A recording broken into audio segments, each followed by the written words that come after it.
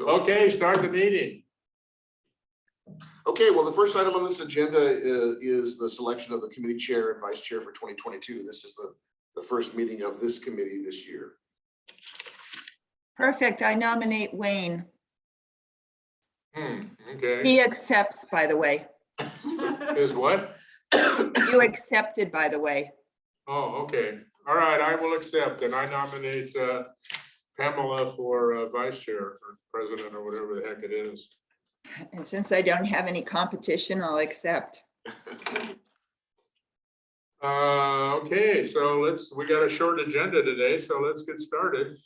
What are we doing here first? We're doing the options for the allocation of unfunded account liability and pay down of UAL. So, yeah, I'd like to just by way of background, mention that the district's unfunded accrued liability, or UAL for short, is associated. What we're talking about as far as this UAL is concerned is pension liability that we've not paid into, and the term UAL, or unfunded accrued, refers to of the liability that has been calculated by in our case PERS, for future benefits that have already been earned but not yet paid to existing employees and retirees of the district. This has been something that all of us in the public sector have been wrestling with for a long time. As a matter of fact, the district back in 2013 paid off what was then determined to be UAL for all of its plans, which at the time really were just two, one for safety, one for miscellaneous. And I want to say that was like $700,000 total back then, or somewhere in that vicinity. Maybe, I think so. yeah. Might have been a little bit more. I can't remember the exact number, but that was paid off in 2013. Of course, when we say it was paid off in 2013, that it was not the calculation itself would have been generated based on a couple years prior. Everything we get from PERS is, by the time we see it or you see it, is already a couple years out of date. For example, this summer they'll produce updated actuarial reports for us for all of our plans, that it'll be based on June 30th, 2021. Correct? 2020. So 2020. So anyway, it's always like 2 years behind the calculations. So when we're going to talk about figures today that are already a couple years old, but they're the best information we have available, because that's the actuarial calculations are always lagging. And we face the same issue with our OPEB, or our retiree medical care. You may recall the same issue comes up in terms of the information we look at. It's always a couple years behind. Nonetheless, you might remember that we talked about this last year, and I discussed it when the budget was approved, that if we could tackle, it would make sense to make some effort, some progress in this area, because if we do nothing, if we just pay the bills as they're submitted by PERS, we're paying this UAL. It's just being financed over time at the assumed interest rate that PERS would be receiving in its investments. And so the district is effectively paying like 6.5% or 7% on this money. So the default position, or the status quo, we already have this UAL. It's an assumed liability, and if we keep paying on it as we have, we're essentially paying a fairly high interest on this balance. And by the way, the balance keeps growing for a couple of reasons. One, it grows, and maybe can grow considerably if PERS investments don't produce the expected results.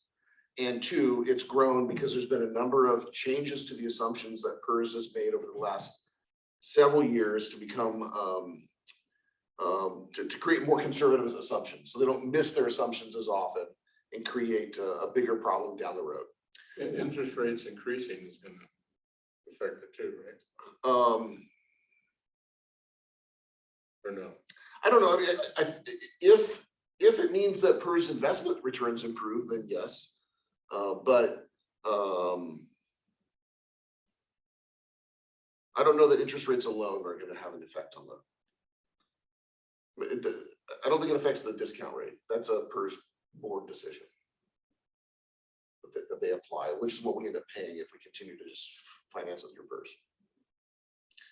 But if they're charging 3%, and the interest rates are up around 9%, they're not gonna keep paying 3%, even if their investments have done well.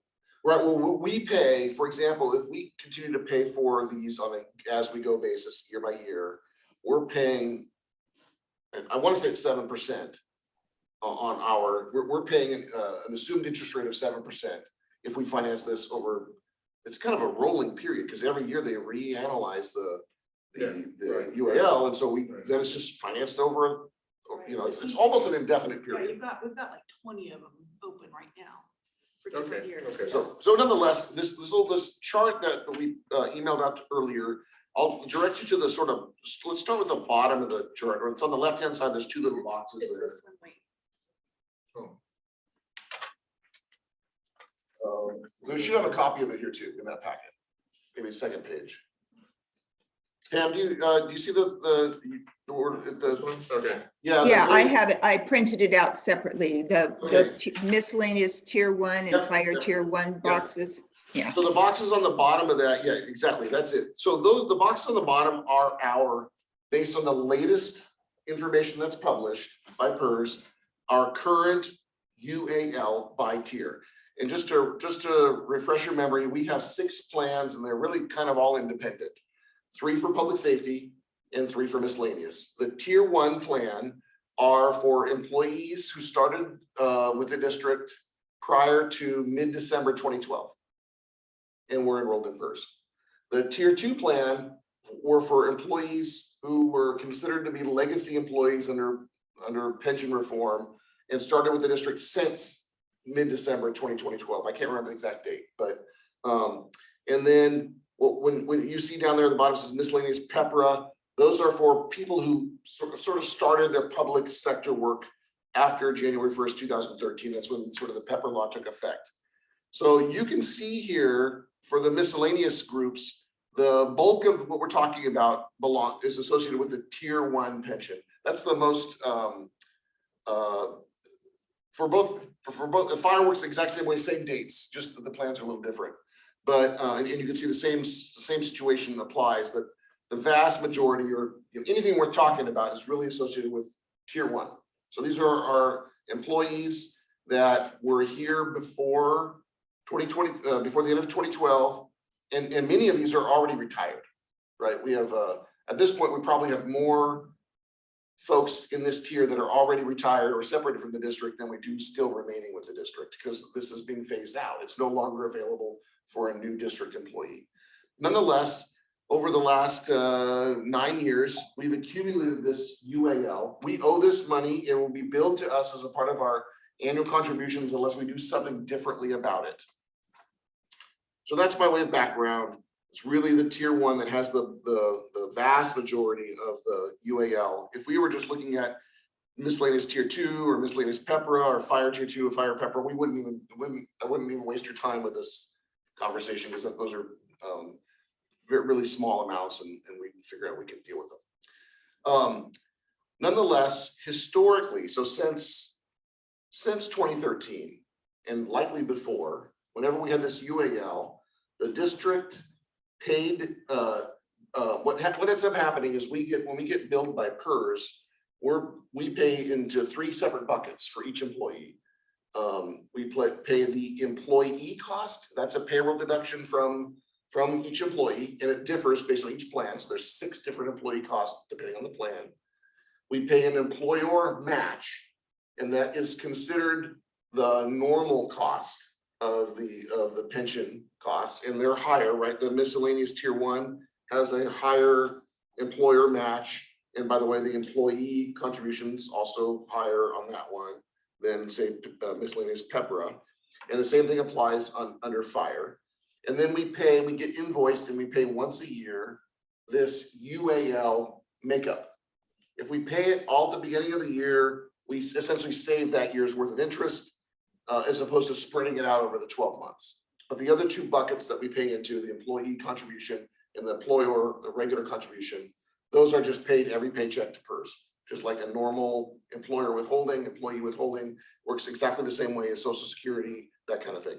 And it gets contributed to PERS every time we cut paychecks.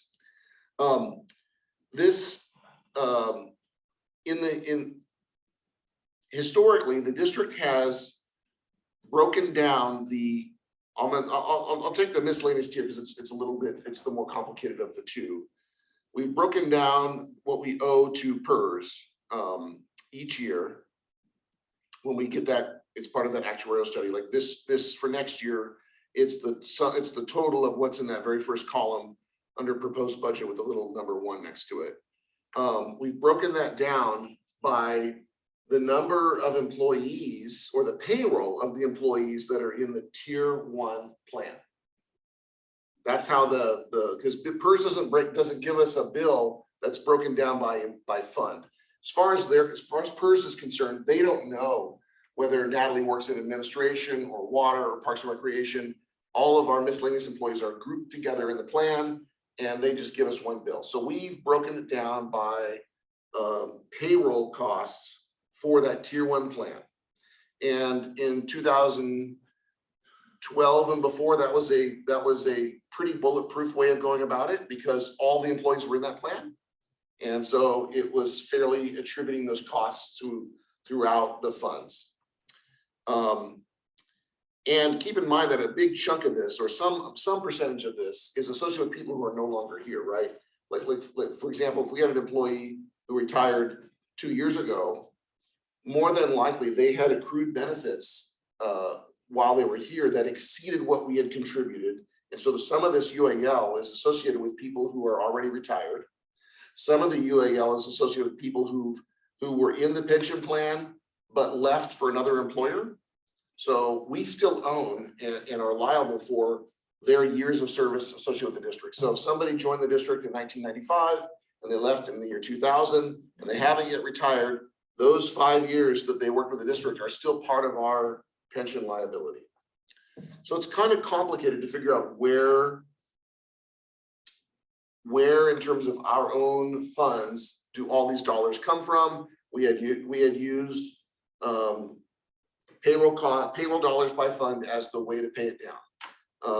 Over time, however, as employees have left and no new folks can enter this tier 1 program, right? Because it ended for the district in 2012.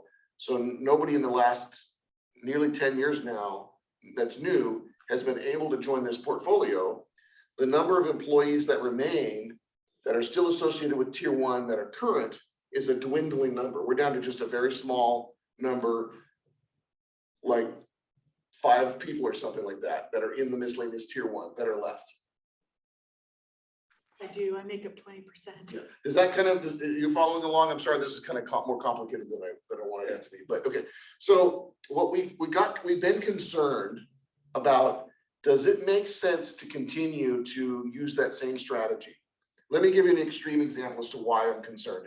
This concern doesn't mean that you have to do something about it right now, but it might make sense to. If we continue down the same strategy, over time, the remaining, is there just 5? I think there is. The remaining 5 people, they're gonna retire or leave the district over time, right? And it's, at the end of the day, we'll likely be left with just the youngest one will likely be the last person with the district standing. And to me, it's very concerning that we might get to a point where all of those costs are now associated with just one employee and one fund. And in our case, the youngest of this group happens to be Melissa Johnson. And she's more than likely to be the last employee of the tier 1 group with the district. That's just a hypothetical, but seems logical. And it would not make sense to attribute all of these costs that were related to all the district's historic membership into the miscellaneous tier 1 just in Parks and Recreation. So that's an extreme example, but that's where we're headed if we do nothing as far as changing the way we divide those costs up. Okay, I like your thought. I like the thought process. I'm in favor of that. Why can't, as people retire, she's retiring from Park and Rec, for instance, Melissa, use where they were. Well, they could. So we recognize this this concern about the way we've dealt with it before, and it's the concern over time is going to lead to less equitable distribution of those costs. So we said, okay, is there a better way of doing this? And first, Natalie and I participated in a presentation by a law firm and a financial planner that specializes in helping small local governments pay down their PERS. And really, they're really more of a bond counsel and financial planner, because in many cases, these small local agencies don't have the ability to just pay down the cash. And so what they end up doing is issuing pension bonds or debt. It's not really necessarily a bond, but debt at a lower interest rate than what PERS issues it at, and they finance it that way. So Natalie and I did participate in a proposal, or received a proposal in a presentation, and then we received a proposal from these folks. And we talked about during that time, okay, what is the district's outstanding liability? What might it make sense to do? We talked about that we're in a kind of unique position where we have cash to pay. We could pay this down and essentially take cash that's earning 1%, or in some cases, in a lot of cases less, in a few cases a little bit more, and invest in ourselves essentially and pay down what I will call this 7% loan. It makes sense to do so if we're in that unique position to be able to do so, to do it. We have the cash in most of these funds, and we'll get to that in just a minute. So we participated in this, and we asked, and we talked about, okay, well, could you, because their service proposal is really more geared towards helping us figure this out and then issuing debt.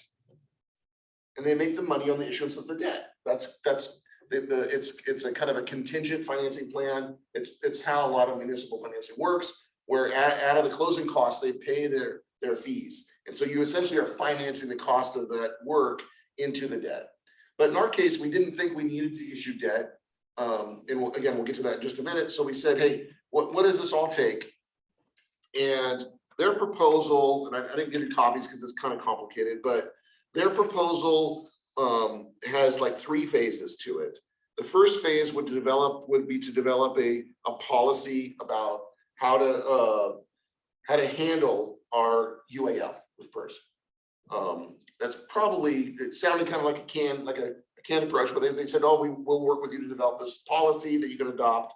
And then the next component would be this UAL cost allocation modeling. That's the part that we're talking about right now in terms of how do we allocate these costs more accurately. And then if there is a third component, it would be actually the issuance of debt, which I don't think we need. I mean, we can avoid that. But so when we got these proposals, or this proposal, it's a joint proposal. It's from a law firm and a financial planner. Again, they did work in Oceano because they went through something similar just last year, where they refinanced essentially their PERS debt into pension debt at a lower cost. The proposal from the financial planner for the first 2 phases ends up being something like $13,000 or $14,000. And that's in and of itself didn't intimidate me. I thought, okay, if we got something useful out of it, maybe it'd be worth it.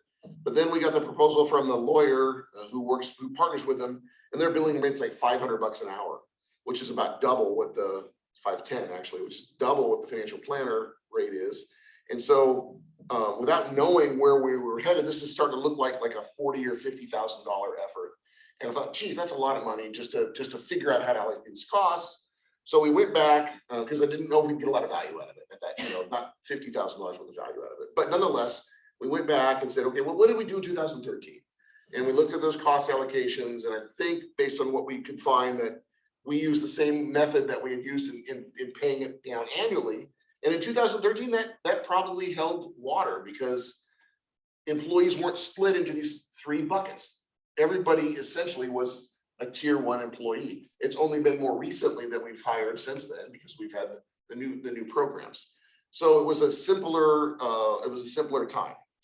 So I said, well, can Natalie and I do can we do a cost allocation based on where everybody is and was? Could we develop a formula that said that looked at all the people that were in the pension program and looked at their current age, assigned some sort of estimate of how much longer they're going to live, just in a very rudimentary way, And we actually came up with a way of making this work, and then we thought, wait, we're missing something. We would have to also find all the employees who are not yet retired and also not with the district. We have a number of employees who over time join the district. We own part of their pension liability, but they've since left the district, but they're part of our plan. And we just don't know how to get all the data. We don't know how to get, I think if we knew how to get the data, we could develop a formula that that's defensible, that makes some sense. It might not be perfect. It might not be as robust as a true actuarial study, but it might make some, it would be a way of assigning that liability based on where they worked at the time they were here. So Joe Smith was water, and Jill Smith was Parks and Recreation, and John Doe might have been in administration, and we could have figured that out and assigned those costs based on where they worked at the time and built this forward. But we don't know how to get that data without getting some help. So we said, okay, well, let's press pause on that. The option still exists going forward, but we don't really know how to do it without getting some professional help. And that comes at a pretty pricey, that's something like this ballpark figure, 50 grand. So, One question, these people that you don't know how to get their information, for us to own part of their liability, they still have to work for a governmental agency, right? no, they wouldn't necessarily have to, because let's say Joe Smith joined the district in 1995. And he was a water worker.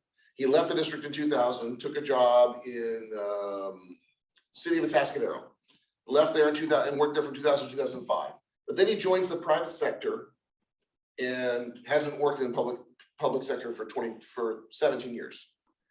Because he has 10 years in with PERS, he's still eligible to retire. It's still a vested person. So that liability, even though it's not even with a public agency. We're only worried about the people 10 years. Well, 5 years. 5 years is the vesting period.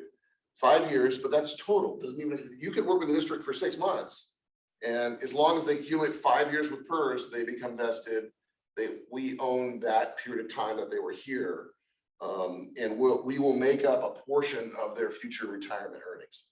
Like in my case, I've worked for 4 public agencies, all of which I have a little piece of what, when ultimately I earn a pension, it will be docked against 4 different plans.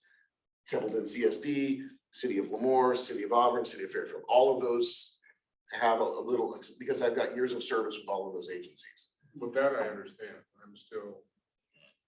It's always been my understanding that people that have between 5 and 10 years, the majority of those people take their cash out. Yeah, they certainly could, right? So if they cashed out, then technically we wouldn't have a liability. We wouldn't owe them something unless they redeposited it or something like that. But I think you're probably right that people who don't spend a lot of time in a public entity cash out, or many of them do. And so therefore the liability goes away to the district if they were to take their money and run, because then the districts gets essentially credit for our contributions, and we don't owe a future liability to that retired person. But nonetheless, we know it's more than just the people who retired from the district, and it's more than just the people who are currently working here. It's folks that have worked here but have since retired, but from another agency, and it's folks that worked here and have not yet retired but are not currently here. And we just don't know how to find all that data, at least based on our initial review. Now, the actuarials, they must have a way of figuring it out, because PERS calculates all that liability. That's how we get this UAL bill, right? I mean, we have a cumulative total. We're just trying to figure out how to break it down by fund based on where they would have worked. You can't get it from PERS? Well, I don't know how to get it from Not PERS. at initial look. And they won't give it to you if you ask? Well, so if you want us to keep going down that road, we can keep pursuing it. But we said, okay, wait a second, are we making this too hard? What are we making this too hard? Because really, we're trying to figure out what's an equitable way of dividing up this liability and the costs. So, and we decided that basing it on the PERS, the current tier 1 PERS payroll is declining in accuracy, right? Because of the issues of fewer and fewer being around, and we can get to the point where it's all gonna just be in Parks and Rec. So that's a big concern. So we said, well, wait a second, if the district's operations over time haven't changed a ton, in other words, we've grown in all of our areas over time. We've added people to all the, and ignore fire for just a brief second, because we get a separate actuarial study for fire. So we can carve them out and say, hey, we know that that's attributable just to the public safety folks. Would it be accurate to say, let's drop the assignment of just to the tier 1 payroll and look at all of payroll for anyone who might be PERS eligible? So everybody except really the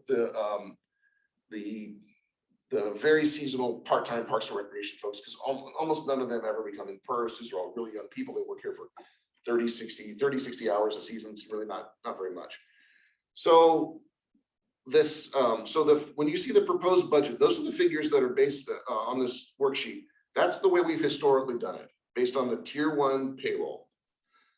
If we said, okay, wait a second, it's more accurate to do it based on total payroll, the second column would be how we would allocate those costs for next year.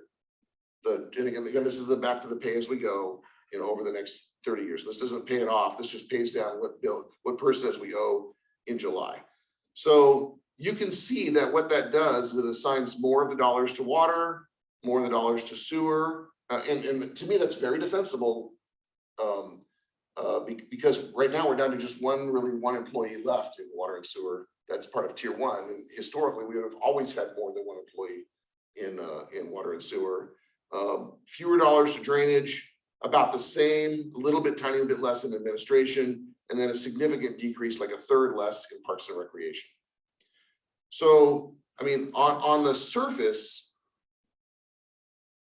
just if we only had one of two choices, in my mind, clearly the second option is more equitable, because it reflects closer to our historic investment in payroll. But it's still imperfect, right? That's not based on sort of an actuarial. It's just based on current total payroll as opposed to payroll assigned to tier 1.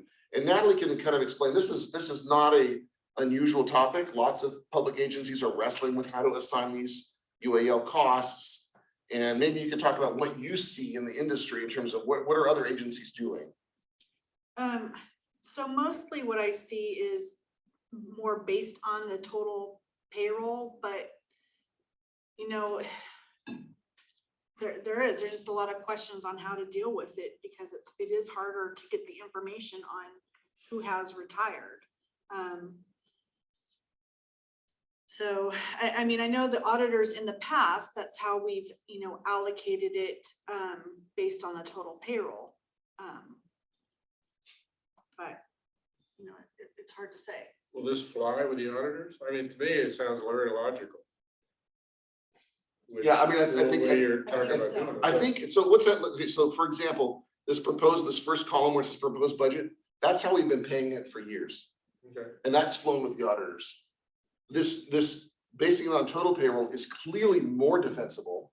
It may not be bulletproof. It may not be 100%, but it's clearly better. Yeah, Up until a couple of years ago, CalPERS actually in the information that you get from the actuary, you get from them every year, they actually calculated the UAL as a percentage of payroll. And it just recently in the past couple of years has gone away. well, it seems to me that the way you're proposing to do it would be definitely more defensible, because you're actually breaking it down like the law requires as far as the auditors are concerned. Yeah, I think it's a better way that we're doing. I think the total payroll is a better way than we've historically done it. Okay. I mean, I'm Okay. for it. Pam? I'm there, I've got it. So I just had a question, because Natalie said, so it sounded like basing it on a total payroll became kind of an industry standard, but then she said in the past couple of years, it's gone away. Did I understand that right? So no, so what I was saying is the CalPERS actuarial that came out every year used to take the UAL and make it a percentage of your payroll. But in the past couple of years, I think last year and this year, they've gone away from that and just gave you like a lump sum dollar amount and didn't make it, they didn't give you the breakdown of the percentage of payroll that it was for. It Oh, used to be like okay. a surcharge on your normal costs, like you pay, let's say the normal cost was 19%. Then they say, oh, and you gotta add in the 25% Right. to pay this down. And so we just did that. We just added it to the contributions we made from, or made towards these tier 1 folks. But I think like us, most agencies now are in the same boat where they have multiple PERS tiers. The situation we're in is not unique. We have this legacy tier. We have a tier 2 for, which is a smaller group for employees that came here with a previously enrolled in a pension system. And then we got this PEPPER program. And that's not unique. So I think the issues we're talking about are not unique. I think the second column is based on total payroll is a more defensible way. It's probably not as good or as accurate as we could get if we did a true study on this. But that But would it's cost us better. upwards of 50 grand. I think, well, Right. something like that. Yeah. I kind of got sticker shock when I saw it and I said, geez, let me see if we can come up with another way. And so because I never went back to the lawyer that proposed it and said, well, what does this really mean in dollars and cents? I see you're gonna bill me $510 an hour, but how many hours? And so I just said, if it's the same amount of effort that the financial advisor put into it, I just took the financial advisor's rates and essentially doubled it and said, we're gonna be in this for like $48,000, just based on the proposal that we had received. So Well, I think this is gonna change 1,000 times over the next 10 years anyway, so I mean, yeah, it certainly could. I personally like what you're doing, and I would say go ahead with it, so. Okay, so let's take it one step further, because all this, if we just move from column, these aren't really labeled, but if we just move from the proposed budget to the based on total payroll budget, that really just keeps us in the same method that we've been dealing with, where we're gonna pay it down over time. We're paying 7% interest on it. So we said, okay, well, if you like this approach, what would it mean just to pay it off? That's what we said. That's what we suggest that we continue to examine. And we said, okay, let's take these total dollars. This, you can see for miscellaneous is 2.4 million. It's for fire, it's $418,000. There's no way out of this, right? We cannot leave PERS without paying this off, even if that were an approach that the district wanted to take. They won't let you out until this is paid off, because this is liability that's already been accrued. So, and not yet funded. So if we use that same methodology, the same percentages, and applied it to the total outstanding balances, let's say we were going to try to write a check today to PERS, hypothetically, how much would it be to each of the funds? So that column that says current UAL payoff is that amount. 642,000 to water, 450 to sewer, 6,300 bucks to drainage, 972 to admin, and then Parks and Rec at 354. Okay, that totals totals the same number, 2.427. We know the fire goes to fire. That's pretty straightforward. And then we said, well, okay, admin of course has no fund balance. Its costs get assigned based on the cost allocation program. If we assign this liability, this $900,000 to those other operating funds, what would it do to those funds? And you can see then water, we would add an additional 400,000. It'd be just over, it would be $1.07 million. Wastewater would be 742. Drainage would be now $11,000. And Parks, Recreation, Solid Waste would be $500,000. And fire, because they have a piece of the admin liability for everything, just like any other costs, would now total $515,000. So that's kind of modeling that same current formula to pay this off. And I want to be clear though, that even if you wrote a check today, this issue doesn't go away. We would write a check. If we did it today, we would write a check, we'd mail it into PERS, and in 2 years, we would know what that really meant, because it takes them that long to kind of catch back up. In the meantime, we'd still have UAL, and just like in 2013, it's possible that the UAL would continue to, we would have a new growing balance of UAL This wouldn't end it forever, but you at least get rid of paying 7% interest on this, what now totals $2.8 million. I mean, we're paying a lot of interest, effectively. So, so we said, okay, let's look at the fund balances for each of these funds and see if we can if we have the cash in each and every fund, if we assume that this far right column is the right amount. So we went to our projected fund balances. These are all going to be probably a little bit better than what I'll talk about, but our current, based on the current information, our projected fund balance at the end of June for water, for example, is $3.8 million. So clearly we have $1 million in cash available in the water fund. It would not deplete the fund to any degree, and it would really save the fund over time. You're no longer paying 7% interest on that money. In wastewater, we have right about $1.1 million. So while it would deplete the fund, it would leave it with about $400,000 remaining. It still is going to eliminate interest costs going forward. Then we go to drainage. We have 57,000. We could pay that 11,000 off. It would take about a little less than 20% of it off.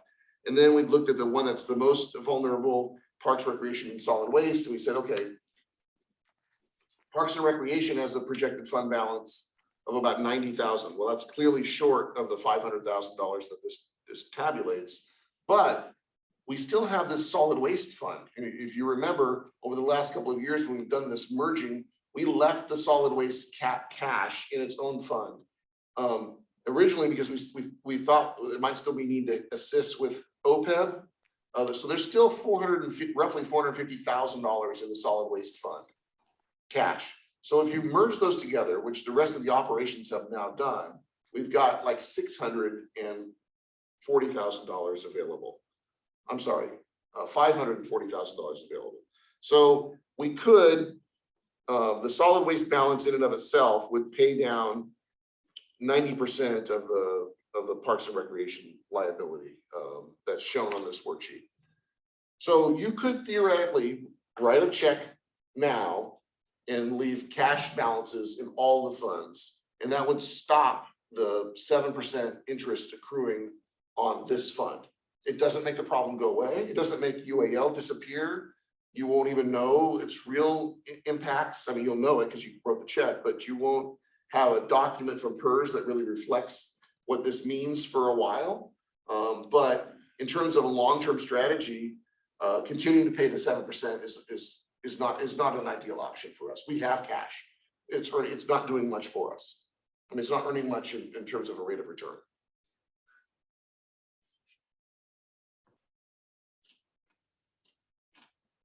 So my question is, so if we take water, for example, if we paid off water, then what happens when we want to do improvements? We don't have any cash in that fund to do improvements because we've used it all to pay off the UAL. Am I understanding that correctly? Well, I mean, the water example is probably, conceptually, yes, but we have $3.8 million in the water fund. So you would use about $1,070,000. You'd still have $2.75 million available. So the water fund is cash rich in a relative sense. I mean, but you still have a lot of options. One thing to note conceptually, because you're right. So the other funds are more impacted, like wastewater fund, right? Wastewater fund is the one that would go from about $1.1 million to about 400,000, just rough numbers, not black and white. But one other thing to keep in mind is, and I think this is the valid point, I think it makes more sense to use the cash to pay this down and incur debt for projects than the other way around. Because if we go into debt to build something, a public work, let's say we're going to build a water line, a sewer line, whatever. And let's say because of the financial situation at the time, we have to incur debt to do that. That debt is tax exempt debt, which essentially means we save money when we issue it because the investor doesn't have to pay taxes on their interest. It's an attractive investment for that reason. Pension bond is not tax exempt because we're not building anything with it. So if we were to issue debt, let's say we owed $1 million on a pipeline and $1 million on pension, we would inherently pay a higher interest rate on the debt for pension. So if you had to issue debt for pension, you couldn't get a comparable, you'd be paying a higher interest rate than for a public works project. So Okay. if you choose, if you're gonna have to choose, and I'm not saying that we will, but if you're gonna have to choose debt for one of the two, it makes more sense to pay down the cash on pension and use debt for the public works improvements. Okay, thank you. That makes sense. Got it. So if the second concept of, if you're good with the concept of moving to total payroll based allocation of costs, and you find that you can extend that to the payoff, does it make sense to process a payoff now? And the reason I say now, it wouldn't be today, obviously, but this could come forward to the board as a formal separate item, a budget amendment payoff now. If we pay this check before June 30th this year, we will know the results a year earlier than if we wait till July 1st. Because PERS bases the actuarial on a June 30th date. So even if you pay the money, so we have two choices here. If you want to pay it off, we can put the money in next year's budget, write a check on July 1st, but you won't know the results. You won't see the results of that on an actuarial study for a whole nother year. Okay, I would say, Pam and I can't approve anything really, right. but I would say that I'd like the whole board to discuss this before June 30th. And then it would be my personal recommendation to go ahead and pay this off in cash. I mean, I agree with everything you said, that down the line, if we have to build something and don't have the money, it'd be cheaper to borrow the money then than to keep going with this stupid pension fund thing. Yeah, we're paying 7%. If we do doing nothing, has us paying 7%. Yeah, so I'd like to have a meeting scheduled with the board sooner than later, I guess. Yeah, I think we can add an agenda. I mean, provided this explanation, I know it's verbal and whatnot, makes sense. I can structure this we can talk about different options. But I think even if we pay this off, even if the board were to approve that, we would write a check in June and mail it in. We still we still have to owe for next year, isn't that correct? Correct. Correct. We would still owe next year's UAL because they haven't calculated in that cash yet. I mean, they're lagging so far with the calculations. And that would be the same thing as we have here. Yes, it would be the second column. So based on total payroll is what it would be? Yes, And that is not in each fund's current budget, correct? it's not, but it would be very easy to make that change today. I mean, if this is a concept you support, which it sounds like you do, then we would just reflect those changes before the draft budget gets to the board. Okay, and did you kind of run that in your head or on paper and make sure that all the funds could afford the second column payoff this year too? They can. Well, as we get to them, you'll see Yeah, the they impacts, can. but yes, they can. They can. Yeah. Okay, They can. And again, remember, this is gonna be a savings. The negative, the costs go up for water and wastewater, and the costs go down for drainage, down a tiny bit for admin, and down considerably for Parks and Park Recreation. and Rec, yeah. Okay, you for sending this to the board, Pam?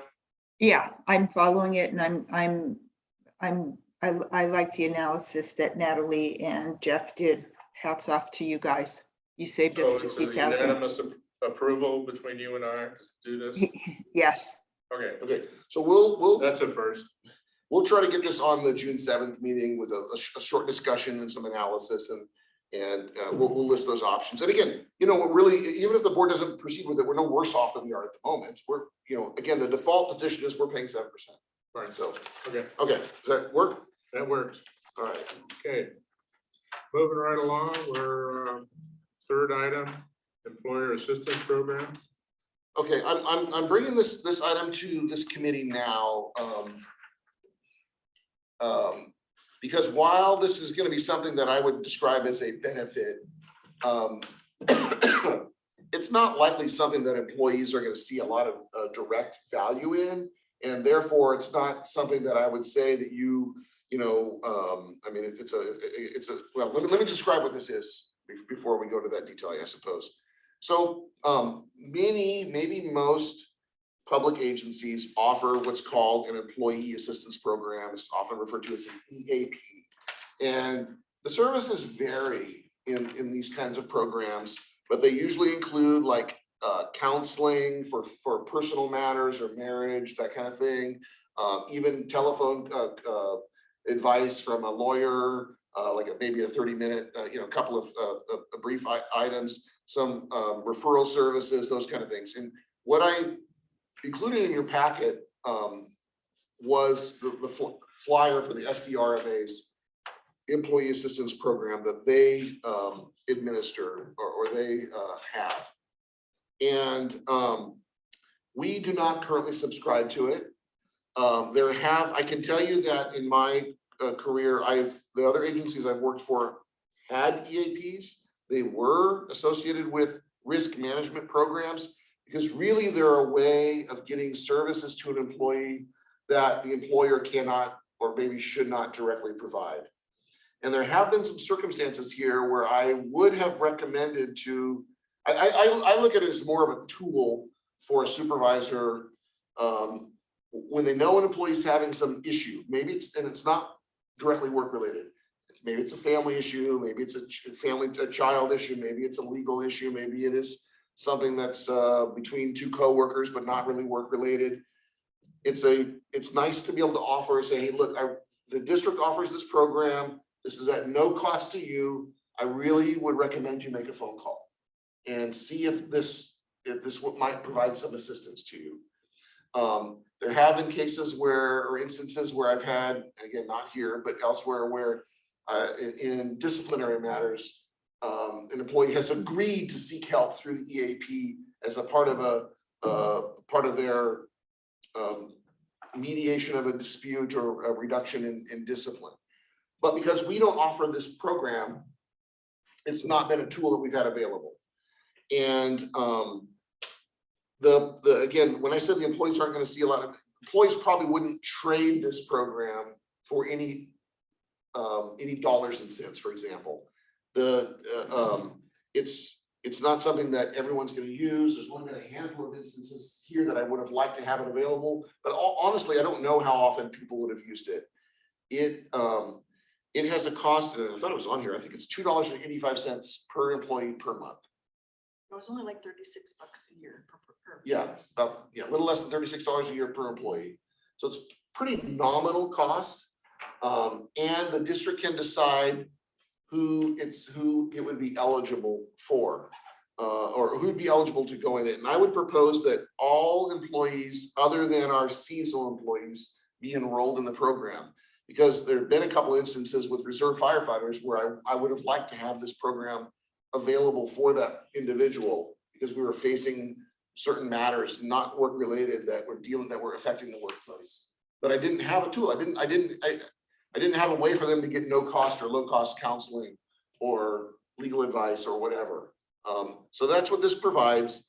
Again, I would call it sort of a minimal benefit. It is something that does show up on my recruitment flyers and whatnot, but it's not something that's going to keep or recruit an employee here. It's just a very small tool that's available. I think it can be useful. It can be a tool for supervisors. And every once in a while, it might be useful for an employee to take advantage of. So the reason I bring it up now is because there's a process for enrolling in it. We couldn't even start as soon as July 1st. The SDRMA has a kind of an enrollment process, but we want to be able to program the funding in the budget for this if you're in support of including it. Again, this is in the neighborhood of $35 a year per employee. I mean, it's not a high cost item. It'd be like $700 some a year. It'd be more than that because we're gonna have our reserve firefighters, but yeah, Yeah, so if we $1,500 did- or If we something. did 30 employees, it's $1,050. Yeah, and that's district wide. That's across all funds. Again, probably the biggest impact is gonna be the fire fund because that's where we have the bulk of our employee count. Okay. But there have been instances in the fire fund where, I mean, even if we took advantage of it, one employee, 1 or 2 times a year, I think it could pay for itself in terms of retaining and, resolving an employee matter, or just being able to provide a resource. We do have employees who run into issues. I had an employee who faced homelessness last fall. Fair. I had, so it'd be nice if we had some places like say, I don't want to pretend that I have all the answers, and nobody does, but it'd be nice if we had some additional resources available for our folks. I don't have a problem with that. Pam? I'm on the fence on this because if you notice, most of it is referral. So we're paying them to refer to them to tell them to referral, like where you could call up transitional healthcare, or you could, the cost isn't much, but Yeah, I mean, so it's like the telephonic counseling, they get 3 sessions per incident per member. So, I mean, and then a referral if they needed more than that for the particular incident. So you're right, it's like dipping your toes in the water. I mean, it's not going to replace certain needs. It's less important than it used to be, so healthcare 20 years ago, even 10 years ago, didn't include mental health services, right? So if you were enrolled in Kaiser or whatever, it didn't automatically include family and marriage counseling or whatever. That was handled separately. With Obamacare, that is now part of our healthcare program. So people do have counseling services, but only people who are enrolled in health insurance. And so, like, for example, our reserve firefighters, who we don't offer health insurance to, or we don't contribute towards beyond the PEMCA minimum, so we don't have any of them enrolled. This is at least something that we can say, the district provides this service for you. We recommend or suggest, or at least give them a call, see if it might help. But I agree with you. It's just getting there's not a ton of, it's not a ton of value, but it's also very low cost. Yeah, I agree basically with what you said, Pam, but I think also if an employee comes to you, you're gonna have to stop what you're doing and do research to find this stuff, because most of us don't have that expertise. And again, I would move it forward anyway to see what the rest of the board thinks. I personally think I would vote for this. oh, well, how about if what I think I would like is to support it, but then kind of keep a track and see how much you use it during the year, because if in 2 years, it's not used very much and we're just, then maybe letting it go. But if we found that it was cost effective, then keeping it. So maybe just keeping tabs on it to make sure that I know it's like $1,000. It's not that much, but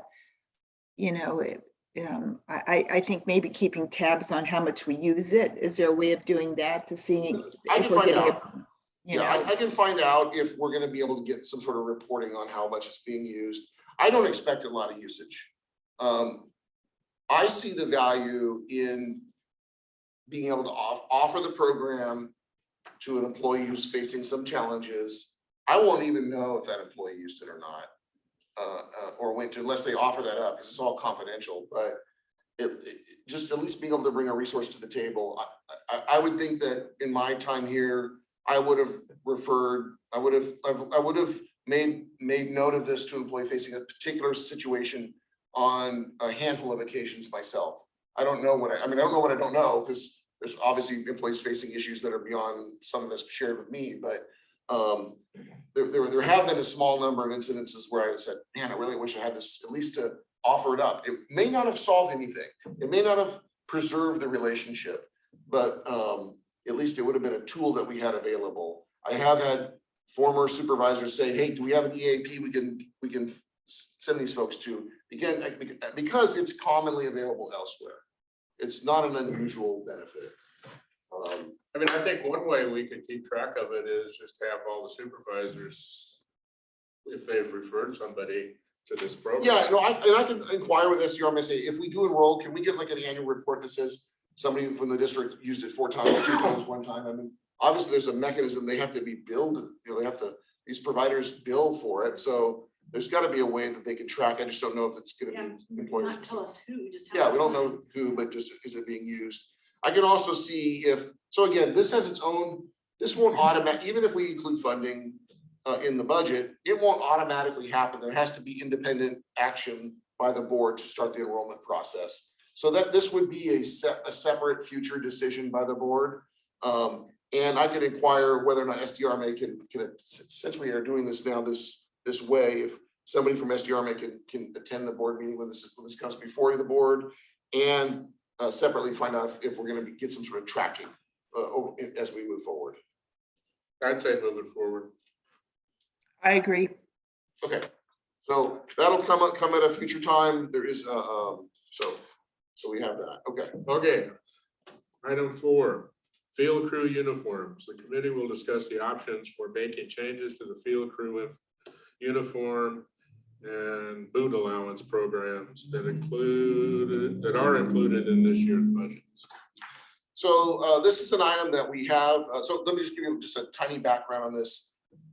When I say field crew, I'm referring to our utilities, field staff, and our parks maintenance worker.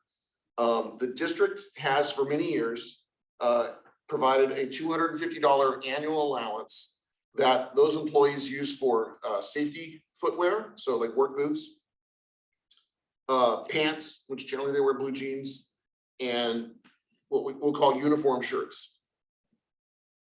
This just includes, didn't include the fire It does not department? include fire. Okay, Fire department has been issued uniforms all along. okay.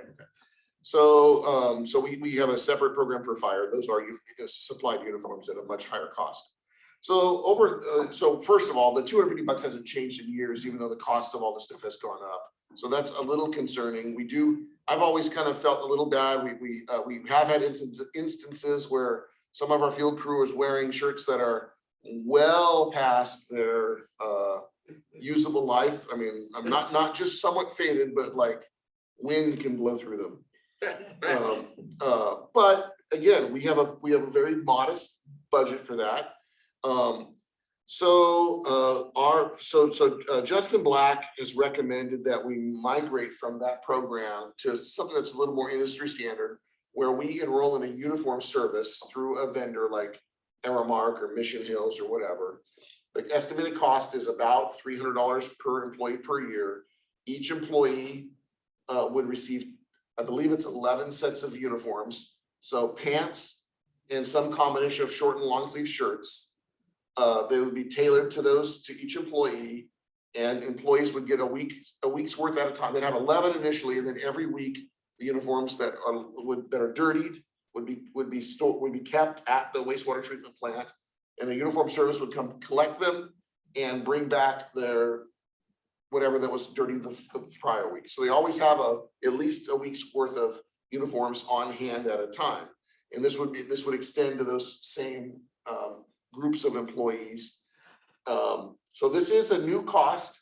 There are some advantages. One, I think it would improve the professional appearance of our field crew.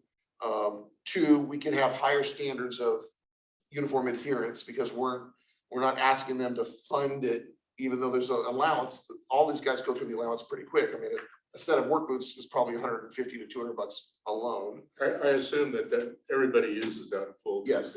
Okay. Yeah, All right. generally speaking, because it's all you have to do is show a receipt for blue jeans and you get it.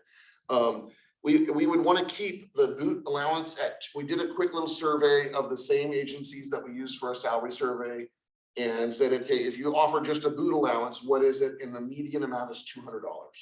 So we would want to, the budget includes adding this uniform service and retaining a boot allowance at $200. This does add some costs, but the other thing that Justin pointed out was there are concerns. Some employees, we work in a wastewater environment. We work with chemicals and in a wastewater environment.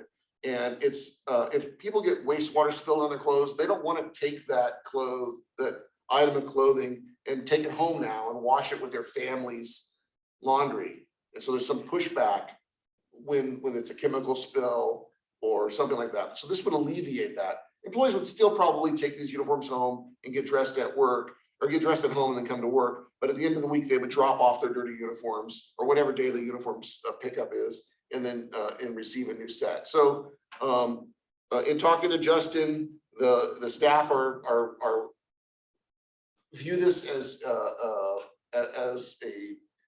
benefit or something that's better than what's offered now. And I think there are some benefits to the district. Concurrently, but not a part of this, I've talked to Justin, we'd like to, right now, we have a lot of employees that wear like vendor supplied outerwear. Sweatshirts that say, I don't know, I'm kind of drawing a blank, but It's hard. yeah, Whatever. vendors, because the hats are kind of a common giveaway, but we would like to not only issue them the uniforms and a jacket, which be through the service, but also separately issue hats that are at Templeton CSD. All right. I thought it was a camera. And then prohibit them, I mean, they wouldn't have to wear that hat, they don't have to wear a hat at all, but they can wear a hat, or they can wear a hat that has no commercial messaging or no vendor messaging. So that's what some of the feedback we get is, oh, is he getting that, is that a kickback, that hat? And the hat's worth $15 or $20. It's not prohibited in terms of taking it by our own rules, but it does lead to some concerns from the public about what are we advertising? Why are we advertising a specific vendor or something like that with somebody who's on duty? So we've also, in addition to this uniform service, we've included enough money in the budget to provide hats for the field crew. It's a pretty nominal cost. So we're increasing the budget This would have a cost increase. double, right? Well, yeah, for the uniform side, yeah, about. Well, But I yeah. don't know that you'd have a choice. I mean, really, the 250 doesn't go very far. I mean, if an employee came to me and says, you want me to wear, to have safe work boots and have uniform pants and uniform shirt, I can't buy that annually for $250. And they'd have a very good defense. I mean, doesn't 250 doesn't go as far as it used to. I don't know. I don't actually remember. The 250 has been the same amount in the 9 years I've been here. I don't know the last time it got Yeah, adjusted. it's been the same. I assume 15 it'll years, be I think. too expensive to put a couple of the community service district on the No, shirt. they will be on there. They will be. Yes, on they there. will be. Oh, okay. They'll have a name badge that's embroidered with their name on it, a patch, and they'll have a Templeton Community Service District logo on the shirt and I don't know about logo, but it'll say Templeton CSD, and the hats will same thing. So they would be. I think that's really good for when they're going out to Yeah. see. I customers. can't argue with that, so. Pam, I'm in favor of it, having a medical person in my family with COVID going around, he had to strip outside, and then I didn't want to wash his clothes with our clothes. And especially when he did anatomy lab and came home smelling for like formaldehyde. So I can imagine wastewater would freak me out too. So I'm in favor of it. And I think the other thing is when they're out on the street or they go to a residence and everybody's so paranoid of people coming over. If they've got the uniform on, then they know who they're associated with and they're going to be nicer to them and stuff. So I'm in favor of it. Yeah, I mean, I think you see these ads on the television for the plumber, they're gonna be there with their pants up. So, I mean, I think it's just looking good when they're out. yeah, no, there's I mean, I've value. seen some of those I out think there. that's been, I mean, I don't want to say recently it's been a particular concern, but I think that's something that most of us have observed over time. It's like, man, it would be better if that shirt just didn't have all those holes in it, Or Yeah. sometimes the patch, because even like the screen printed logo would be so faded, it just looked like a circle. I mean, the shirt was still sound, but it was like you couldn't identify who that, if that was that a Templeton CSD logo, or is it just be all faded out? So I see value in terms of professionalism by supplying it, and having worked in this environment before, I would say this is the norm. People who have who work in the field, who have public contact, have a uniform shirt provided or a uniform provided. This is pants and a shirt. And I think importantly, the feedback that I got from Justin is the guys, the crew, they happen to be guys, but they're the crew is receptive to this. Okay, So they see it as something that they're willing to do. moving on. Okay, Okay, Pam? Yes, I'm okay. All right, okay, now moving to the fun one. The line item budget. All right, so we I guess just, that's, oh, you're that's, gonna- yeah. Well, it'll be Natalie too. We're all gonna just dive in, Dive but we in. did, we did distribute with your packet the other day and provided hard copies here, the line item budgets. I just want to point out, first of all, this is far from a complete budget. We're only providing line item revenues, line item expenditures for the for each fund for the committee's review at this time. If this is, we can make adjustments as we talk today. But when this goes before the board at the workshop on June 7th, you'll have like 80% of the budget to look at then. And then when it comes to the board for the public hearing on June 21st, we would expect that the budget would be complete by that point in time. So again, we're looking at line item budgets at this time. And these are not provided in a particular order. They're provided in just the fund order, not by order of importance or anything like that. But this is the order you've reviewed them in the past. So if it's acceptable, we can just start with the water fund. And I'll orient you just real quickly as a reminder to what's on the page. So the revenues are on the top, the expenditures are on the bottom. The columns are all shifted a year from last year. So the first column says budget 2021. So that was the final approved budget. So the budget plus any amendments that were approved during that fiscal year, the actual expenses for that fiscal year, the budget for the current fiscal year that ends June 30th, that includes any amendments that have been made to it that have been approved by the board. Our projection that's much more recent, so the projected revenues are a month or so ago. And then the budget column on the far right side is the year under review or next fiscal year. So and Natalie and I can try to handle any questions that you have. I don't want to, we can go through this as much or as little level of detail. The user fee revenue is really quite straightforward and no surprises there. We do have one more water rate adjustment that will take effect this fall, and that's been reflected there. Service charges, so those are things like late fees and new accounts, that kind of thing. I think no very little surprises there. One item that appears for next year is the Santa Lucia grant. You know, we received that grant to connect Santa Lucia School. So that's the revenue side of those expense of that project that would occur next year. Interest on our investments for this fund. Miscellaneous income is largely the will serve review requests. And then anything else that doesn't have a logical category. Not much surprise there. Cell site revenue is the cell service leases on the Lincoln Tank property. Let's see here. These other items all relate to expenses, and so it probably makes more sense to review them as we go through the expense side. But these are transfers from other funds to fund particular activities. So they'll have an associated expense when we get to the one-time expense items there. So any questions? So you answered, I had a question on the grant proceeds from Santa Lucia. So we're going to get that money in, but the expense isn't going to go out until 23, is that correct?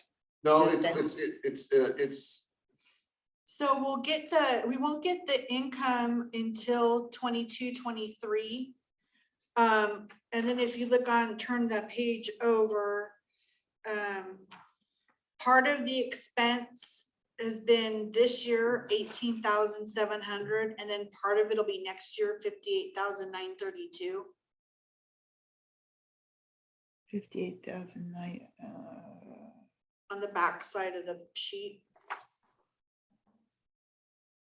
Like halfway. It's listed down. down under the one-time expenses. It says grant. Oh, one time, okay. Yeah. Ah, got it, So, okay, yeah, so oh, part of the okay. expenses are this year and next year, and Next then year. we won't get the income until next year. Oh, okay, I kept looking for it under the operating expenses, not under the one-time expenses. Okay, so that answers that. And then why do I have total revenue at 4,151,000, but when it's ongoing, it's 3,628,000? What's the difference between those two? About 500,000. Yeah, so the ongoing doesn't include like the transfers in. So Oh. like the 500,000 for the NASI recharge, Recharge, okay. or the 23,000 for the, I think it's the Service service truck. truck. The service truck, okay. I don't need to go over these. I don't know how Wayne feels on line item by line item. We've been doing this for a couple of years. It's been Wayne and I. I'm good at looking, I mean, I went over them in detail. Wayne, how do you feel? Yeah, I don't think we need to go over line item by line item either. Okay, why don't I just highlight the things that are changing And I or would different? suggest you, things Okay. that are changing that are concerning to you. Okay, well, so the If first. we have any questions, we'll just ask. The first one I want to point out, this will apply to all of the funds that we'll get to, is under PERS health insurance. You see there's a savings, the current year is expected to be 93,000, but next year's only 60,000. Right, Okay, that is not a reflection of a savings of a decrease in health insurance cost. But rather that we've moved, as we had discussed last year, we moved all of the retiree costs to the administration fund and plan on withdrawing the OPEB investment into the administration fund, just to simplify the accounting for it. So these costs are still going to be incurred, they're just all shown in admin now for the retirees. So what you see, the $60,000 that's current employees only.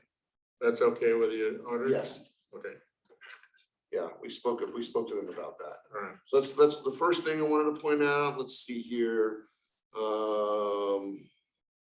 The uniform supplies, that $1,000, that's new. That's the uniform service that we just spoke about. Yeah. Let's see here. Oh, NASI mental operating, it goes up quite a bit. That's based on the approved NASI mental budget. It's not approved by the commission, not yet approved by the NASI, by the county, but that goes up. Electricity costs, you'll see this everywhere in all the funds. PG&E has 3 rate increases that are proposed this year. They've not been all approved, but we've programmed them in because we anticipate them coming. So that you'll see electricity costs increase district-wide.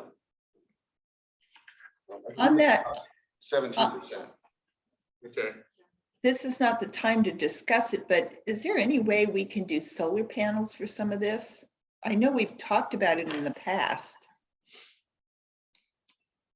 Yes. The problem we have is most of our sites don't have any, well, I shouldn't say that. The Nacimiento, the Creekside site has got a lot of land, so that is something that could be considered. The wastewater plant has similar, all the other well sites are very small. The district doesn't own much, it's pretty much just where the well sits, like a 40 by 60 area, not the land around it. So they're not good candidates for that, but those other sites are. So it's a good question, and I think we can continue to research those options.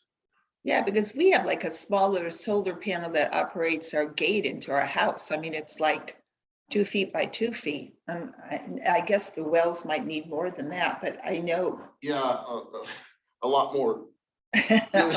But Okay. yeah, in order to get the maximum benefit, you've got to be able to generate the power where the power is being used. So you have that net metering. PG&E does allow through the PUC some net metering that isn't tied to the site, but you don't get the credit on you only get credit on generation, not the other half of the costs, which are like delivery transmission costs, because they're still having to transmit that power.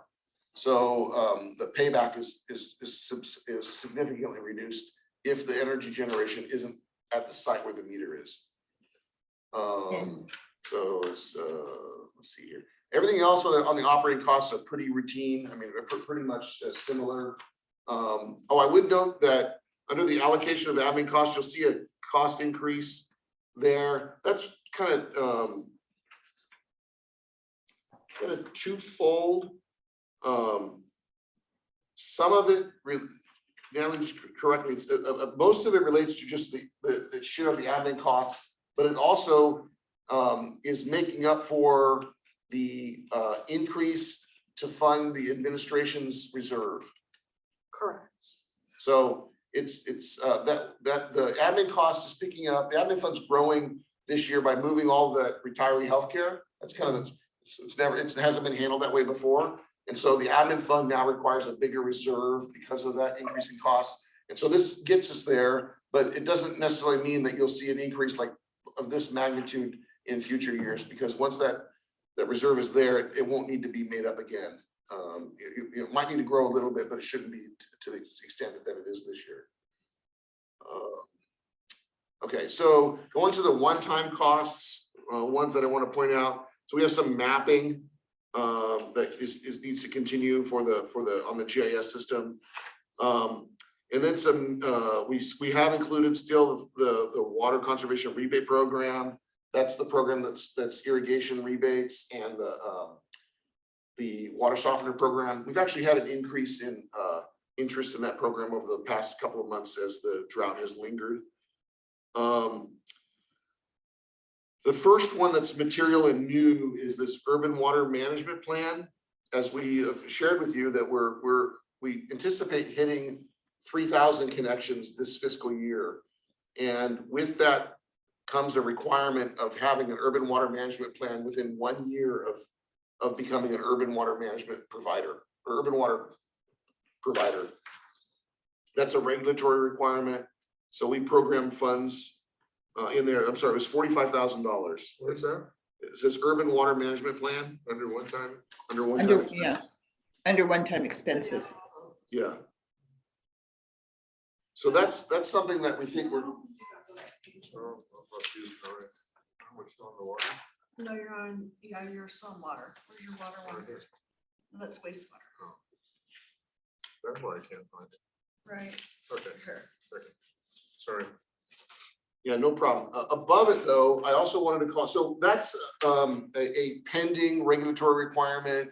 We really would like to kind of get out in front of it, have that process at least in the works, or if not underway before it's triggered, because that, 1 year is going to go by quickly. And so we want to get started on it this year before the deadline. We could hit the 3,000 connections as soon as later this fall. Right now we're at like 2,960. We have 38 meters that are going to be set with the Peterson Ranch project, which I think those are going like it's now. There was an email today. Oh, okay, so yeah, it's happening like right now. So it could be as soon as like this summer when we hit that. So that is kind of priority number one in terms of this work. We also included funding for the master plan. You'll know we did a water wastewater master plan 10 years ago, 2012 and 2013.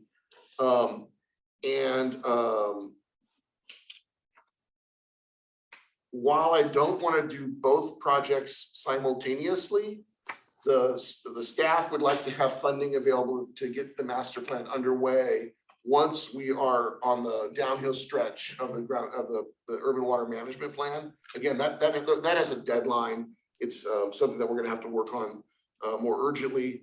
But this the funding for the master plan would potentially get started late in the fiscal year. It wouldn't be completed next year, but Would you do both water and wastewater? I see it's in We would. wastewater also. it's in wastewater as well. So you would do- likely do both Okay. together. All right. Then we talked about the Santa Lucia school grant. This also includes this funding here. You see $23,000. That's to replace one service truck. We have a 2008 pickup truck in utilities, water and wastewater. It's not our oldest piece of equipment, but it's starting to have some mechanical problems. And our staff is like, they don't drive it out of town because it's had some problems in it. We've had difficulty getting it diagnosed. So they're recommending it be replaced. This would fund a 3/4 ton truck that would have a tank, a fuel tank to be used for filling generators. Right now we use kind of a hokey system like this external tank to fill those generators. So that would be an improvement. So that's the 23,000. That's not the total cost. That's the water share cost of that one change. And then this Nasi Recharge Recovery Project, this is the funding that we, to continue that project. We just recently got the surveying done and we'll now start working with the appraisal for the easement. I have a question. What's the difference between the strategic water plan and the master plan? Well, that's a great question. The strategic water plan was a project that came out of the completion of the last master plan. When the last master plan was done, it recognized there was like 15 components that were not accomplished during the master plan. So we systematically have accomplished half of those or so, the most important of those, but they're not all done. So what we'd like to do is take any remaining items from that list, I don't have it on me, but remaining items from that list and fold them into the next master plan. So there's not a need to do this independently. It was basically a area, it was the last master plan was done before either of your time, but that project didn't go smoothly. The district had to cancel the contract with the original consultant, hire a new consultant, and then actually hire a third team of consultants to kind of complete the work. And so it was done, it was adopted, and it's complete. But there was this list of other sort of studies and information that was recommended to be gathered, and we collectively called it the Integrated Strategic Water Resource Plan. And on the budget is shown as Strategic Water Plan. Okay, thank you. Okay. This budget continues to fund asset replacement fully. And then at the very bottom line here, you can see if we strip out the one-time impacts, which for purposes of sustainability, that's how we've illustrated it, and look at just ongoing revenues, ongoing expenses plus funded replacement. Now, keep in mind, we've taken OPEB out of here because we're considering that paid off. That might change, but for the time being, paid up. You see that the water fund is going to gain, from an ongoing perspective only, a little over $800,000. So when we talked about before, you asked about even though the line item that you're looking at, line items that you're looking at don't include this philosophical change for the tier, the PERS UAL assignments. Water fund is going to increase by about $12,000 based on that change that we talked about earlier. That 839 will become something like 827. So it's still well to the good. We're in safe condition on the water fund. Does that make sense? Yeah, it makes sense. I'm just not positive. This is just a personal thing. I'm not positive I like this ongoing box because we always have one-time expenses. And so. That's true. So it's just weird to me. But yeah, they're just more volatile, right? They're volatile. Right. So, can I ask for a 10-minute break? If we're done with water fund? Sure. Is that okay? Yeah, so it's 3:23, how about 3:30? 3:30, that's perfect. Thank you.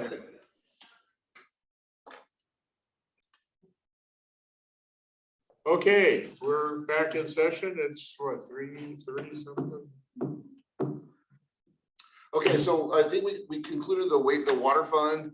The wastewater fund is organized the same way. Again, since you've been through this a bunch before, we'll just try to highlight the things that are really different. The first thing I want to, so the revenues are all predictable. There are no additional wastewater rates set to go up. That was in 2018. The wastewater rates were set to increase in 18, 19, and 20. So they did not increase in 2021, and they're not set to increase in 2022. I will want to say a couple of things here. First, you'll see on the revenue side, this transfer in cap cash SWRCB, and there's no money for it this year. We made our last payment in March, I believe it was in March, for the wastewater plant expansion that was 20 years ago. So that is now, so actually that's actually gonna, you won't notice it today, but that's going to allow the wastewater fund's capital account, its development impact fee funded account, to begin to accumulate cash, because we were spending, most years, most of what we got in just on that debt service. Then there's a couple of one-time items which I'd rather address on the expense side. On the ongoing expenses, let me just highlight the things that I think are unique or changing. So you see the unit, you see the uniforms, supplies,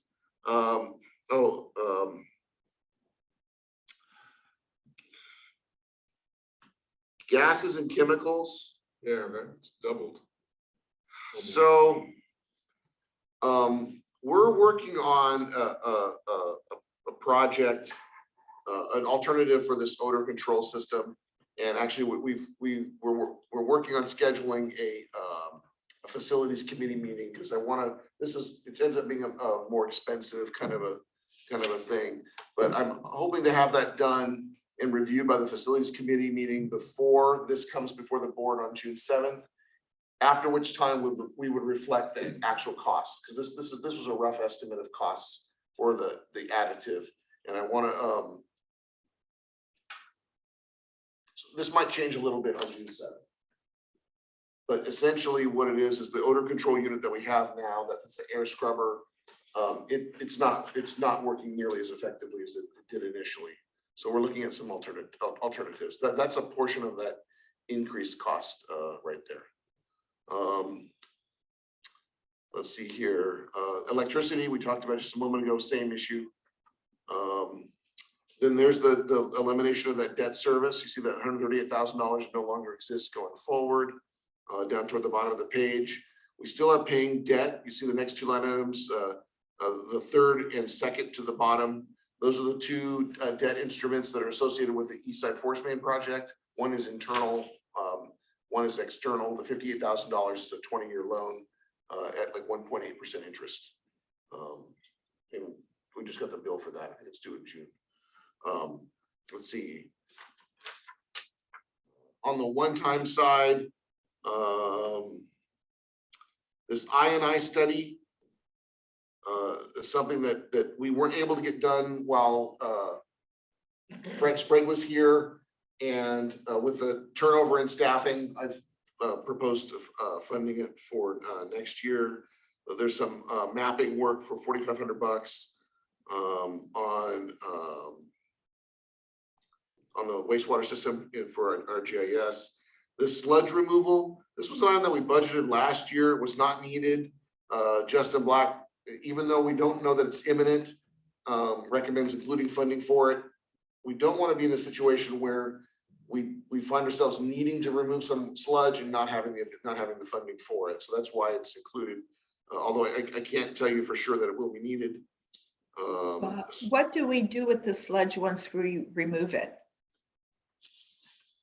Well, probably in the very short term, it'll have to be dried out at our facility, but then eventually it'll have to be disposed of at a approved site.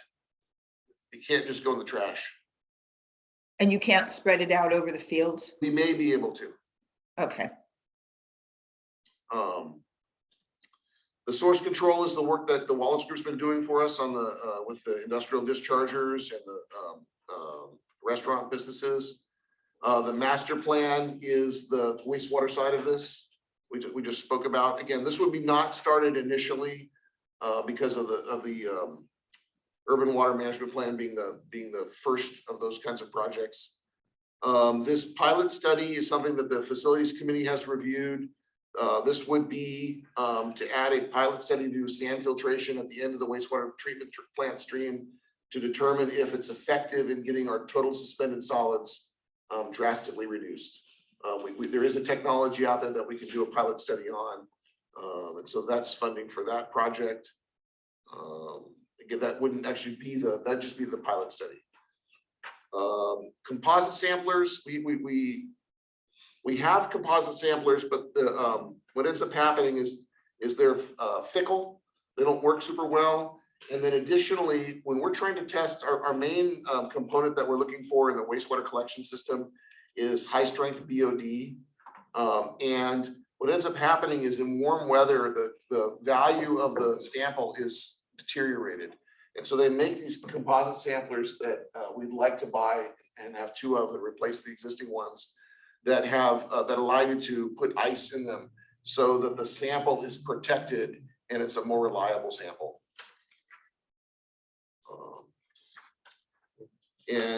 So they're not cheap, they're about $5,000 a piece.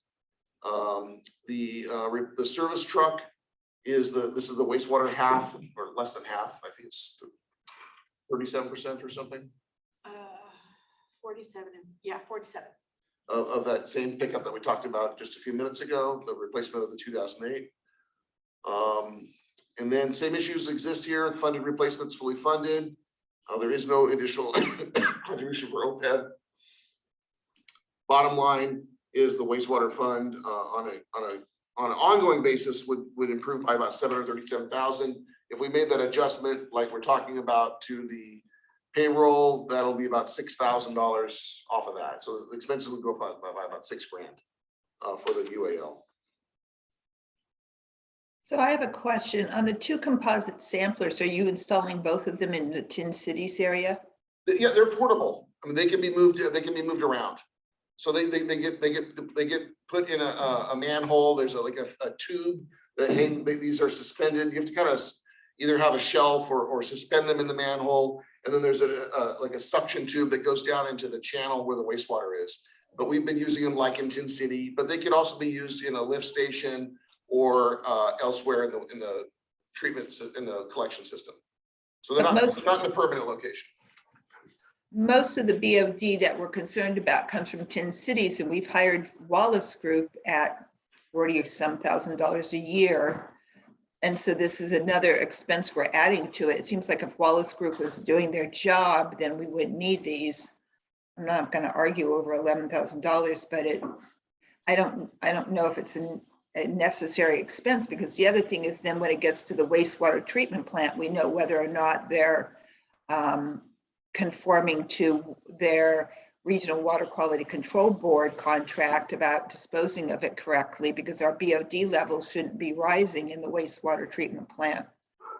Yeah, one way I looked at this is we're investing some significant resources to work with these businesses, and having these better composite samplers will give us better data to show whether or not that effort's working and when we can start dialing it back.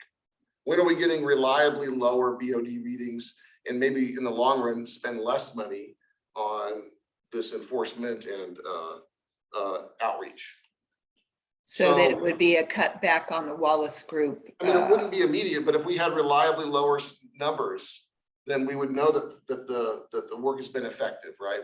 We've been achieving it. And if we continue to get high readings, then it'll allow us to know that we're not reaching success with a certain component of the discharger. We don't know who that is just yet, but in that waste stream. So for example, you pick a certain manhole, if you had high BOD readings, then you still have to kind of work backwards to figure out right where it's coming from. But right now we don't have, the data is not as reliable because the samplers are finicky. Maybe half the time they don't work, and because they're older units, we've had to replace components in them, and then they don't have this temperature control. So really the BOD readings are less reliable. Okay. So this is essentially, this replaces what we already have. They're just better units. Okay. Thank you. And it shouldn't need to be, we shouldn't need to, I don't know how long they'll last, but they're an appliance that has a multi-year life. Okay, then we talked, so I think that covers it. Are there any other questions on wastewater? I'm good. I'm good. Drainage fund. Drainage. Okay, this is really straightforward, not a lot of changes here at all.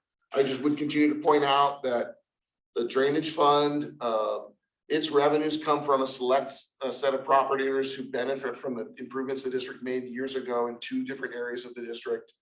And it's still undecided whether Prop 218, it's not been tested whether Prop 218 would allow the district to follow a typical rate increase process whereby landowners, property owners have a protest, or whether or not they would need to actually cast a ballot in favor of a rate increase. And so most agencies are not willing to test the water on this. You know, we don't want to go through a rate increase process, which clearly was something we'll eventually need to do, be sued and then end up in court over it. We're just, this is a tiny little operation and we could never afford to be in court over with a drainage fund. So we, like a lot of agencies, including the city of Paso Robles, are kind of waiting to see when a case makes its way to an appeals court. So we have some case law to lean on. The legislature did pass legislation a couple of years ago that should make this all possible, but it's still not tested. So the bottom line is this fund is spending more money than it's bringing in, but there's still cash available to it. It's not an imminent, it's not a problem this year, but over the next 5 or so years, its cash balance will dwindle. Same situation we faced before. Is that okay? All right. The general fund or administration, miscellaneous income is lower, I think, because the miscellaneous income at 10 grand was like a SDRMA rebates, or was a one-time revenue source that we I didn't believe that's what it was. expect to get back. Let's see here. So the first thing to point out is about a quarter of the way down, you see it says PERS health insurance retirees, 157,000. That was funds that had previously been spread out throughout the district. Now they're all in administration. So we put a new line item in so you can see that. So those are people who are no longer working here, and that's the current year cost for it. Let's see.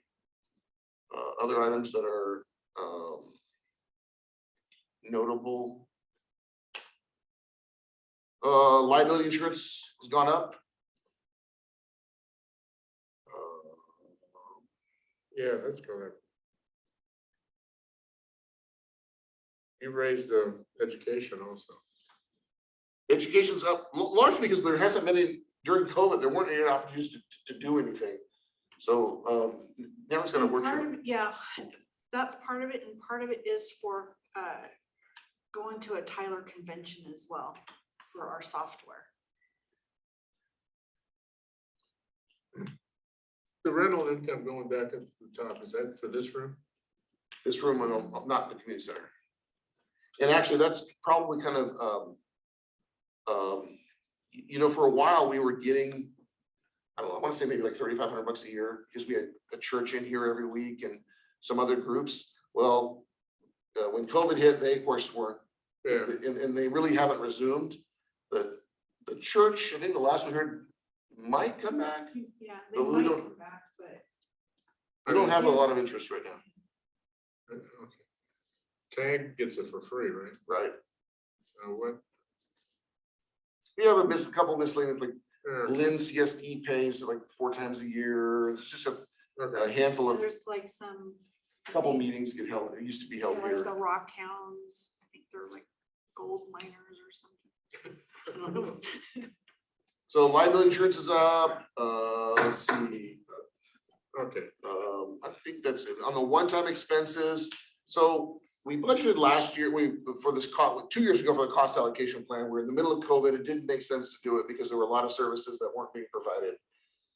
We talked about this several months ago, and even then, a lot of the things that we did, again, the cost allocation plan was to divvy up the administrative costs amongst the other funds. And there were services that we still weren't doing much of. Like, for example, the community center is probably the last service to be restored. And we're just now, over the last, say, month, maybe, beginning to get inquiries again about those customers. So this is still something that's needed and recommended. Let's see, the boardroom work is now all done and funded. The C-Train, we bought a C-Train last year. This $5,500 would add lighting and some additional shelves, because initially when we have enough shelves to store what was already ready to go in there, but that would purchase some additional shelves. It needs some electrical work to have lighting. 9,000 for the election? Well, it cost us $9,200 the last election. There wasn't one. Well, the last time we had one. Oh, okay. Yeah, the last, Yeah, yeah. but- yeah, there There was one, yeah, Oh, there there was was one the last there was 1 year and a The half. time before that, there wasn't, okay. Okay, So that's listed there. Let's see here.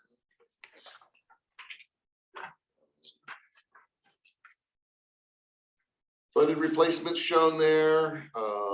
And then again, we need to collect some additional revenues beyond, well, then it's actually not shown here, right? That's gonna show on the transfer page to build up the reserve. okay. Oh, no, it's in here. Yeah, So that that's right. $49,000, I'm sorry, you're absolutely wrong. So the second page, the 49,554, that's the additional amounts that make the reserves meet 25%. And by and large, that's all tied to this $160,000 in additional in costs that are all reflected into this one fund, which is the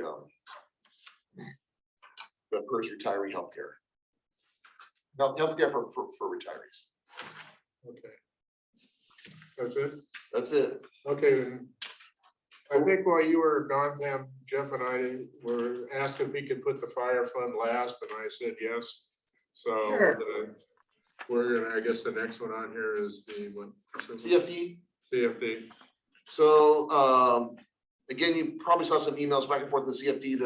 The CFD budget forecast is roughly $36,000. These are for projects that are due to be assessed next fiscal year.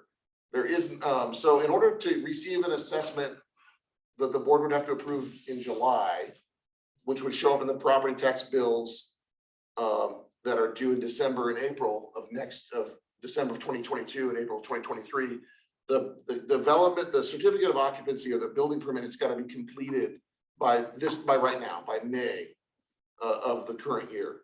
So even though projects, we have additional parcels that are in the CFD, if their project is still seeking entitlements or still under construction, it will not receive an assessment for the current year, for next fiscal year.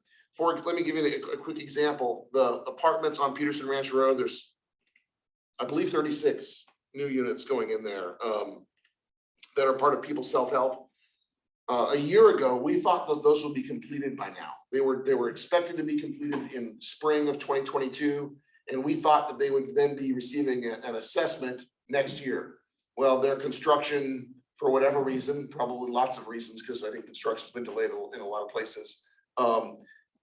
They're not finished yet. So now we will not have an assessment on those 36 units, which is a pretty material amount, more than 30 grand, until a year later. Okay.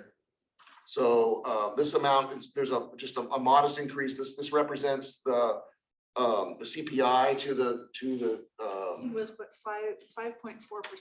yeah, so CPI to the assessment, and a increase in a number of, I think there were 9 new homes that were in there.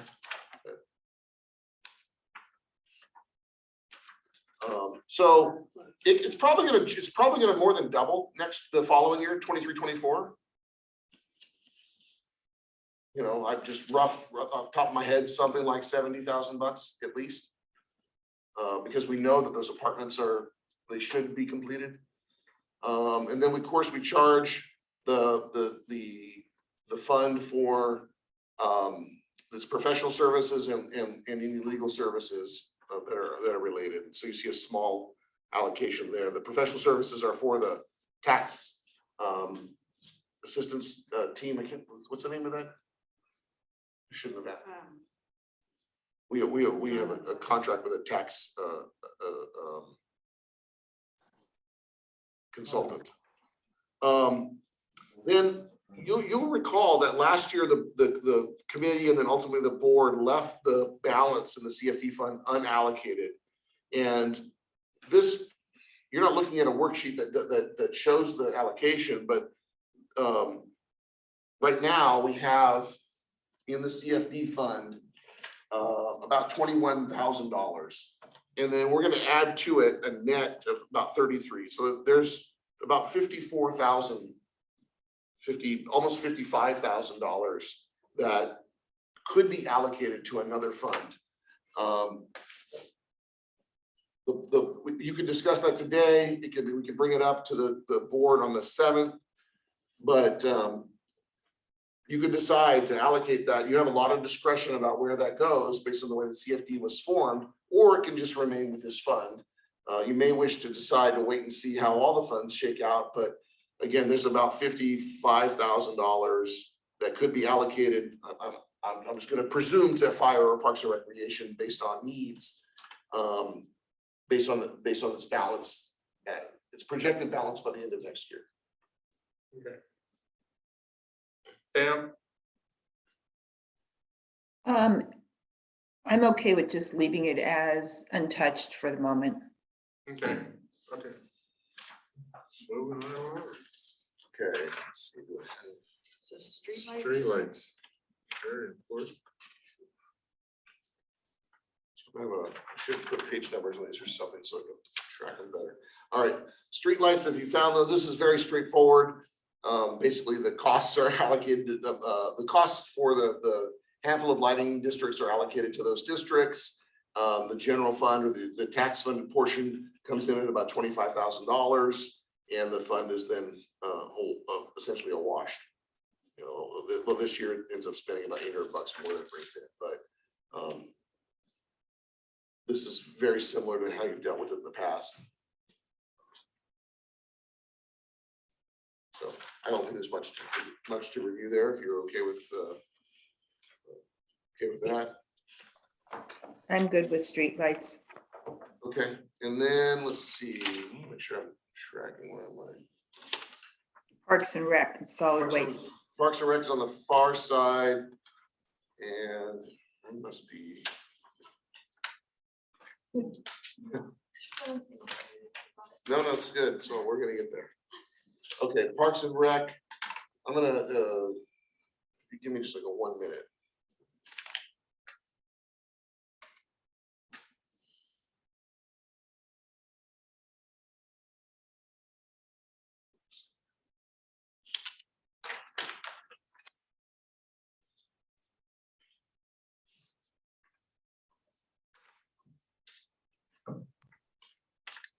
Okay.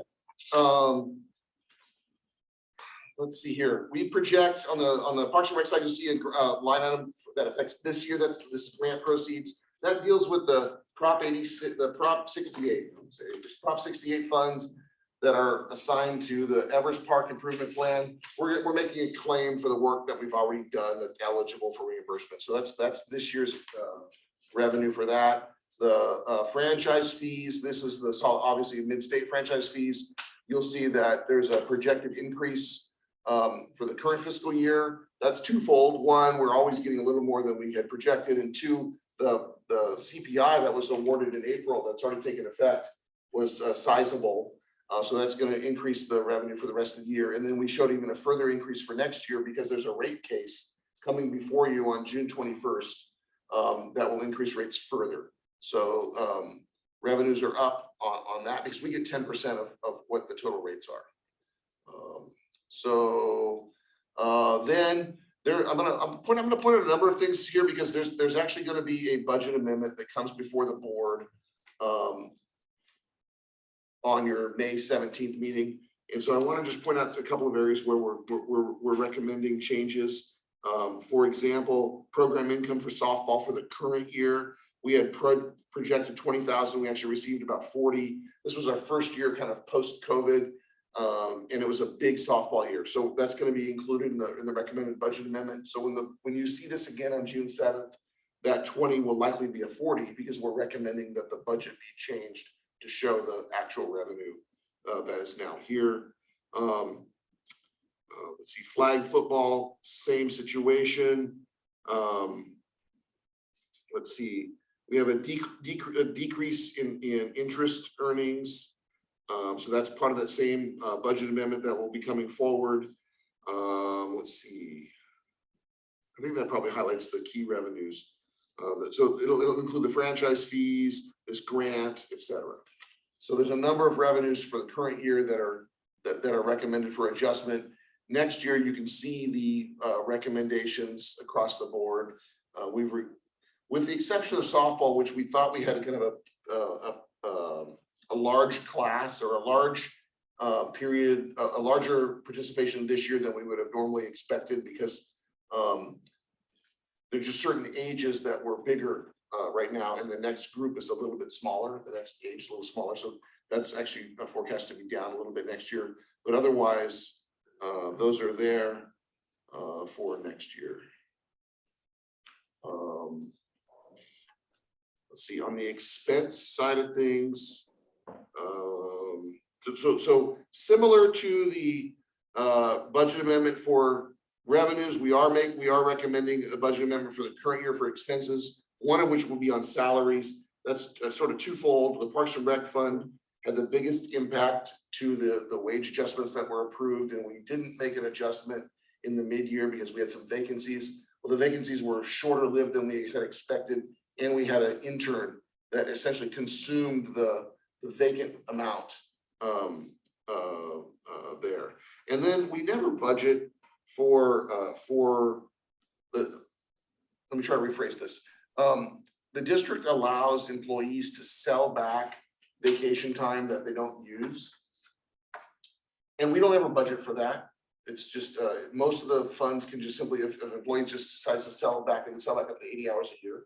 If they sell back 80 hours, there's typically enough other savings to accommodate that, that expense. But in Parks and Recreation, it's a smaller fund, smaller department, and we have an employee who's sold some time back. So that's another reason why I believe it's over.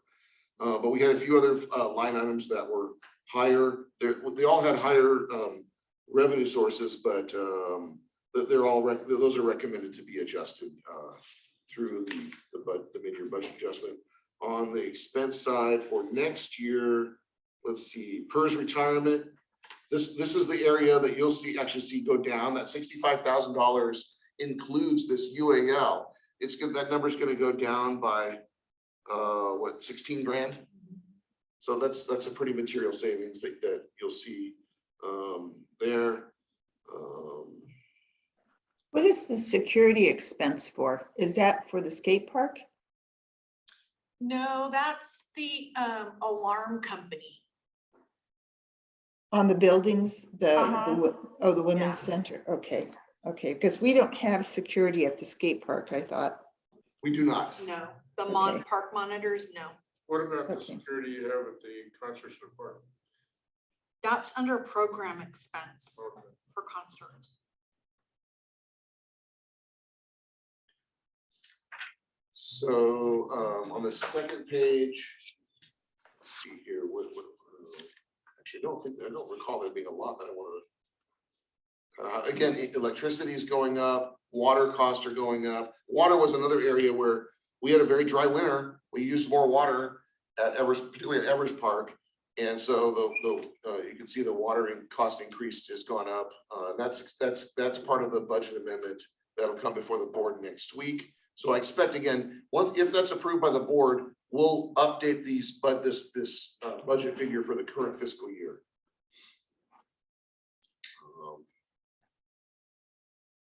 Otherwise, on the one-time expense category, we still are funding the recycling grant program. We are including funding here to set up a front counter cash register computer at the rec department. And it's still not the ideal solution. You know, we went forward several years ago to implement what's known here as TPAR, which is Tyler Technologies Parks and Recreation module. But we've really never been able to successfully implement it. And so we continue to use a multitude of online registration tools for different programs to allow that online registration. And even Tyler Parks and Rec, even if it were fully integrated, it's not as seamless as we thought it would be. It still requires some manual moving over of the funds to our general ledger system.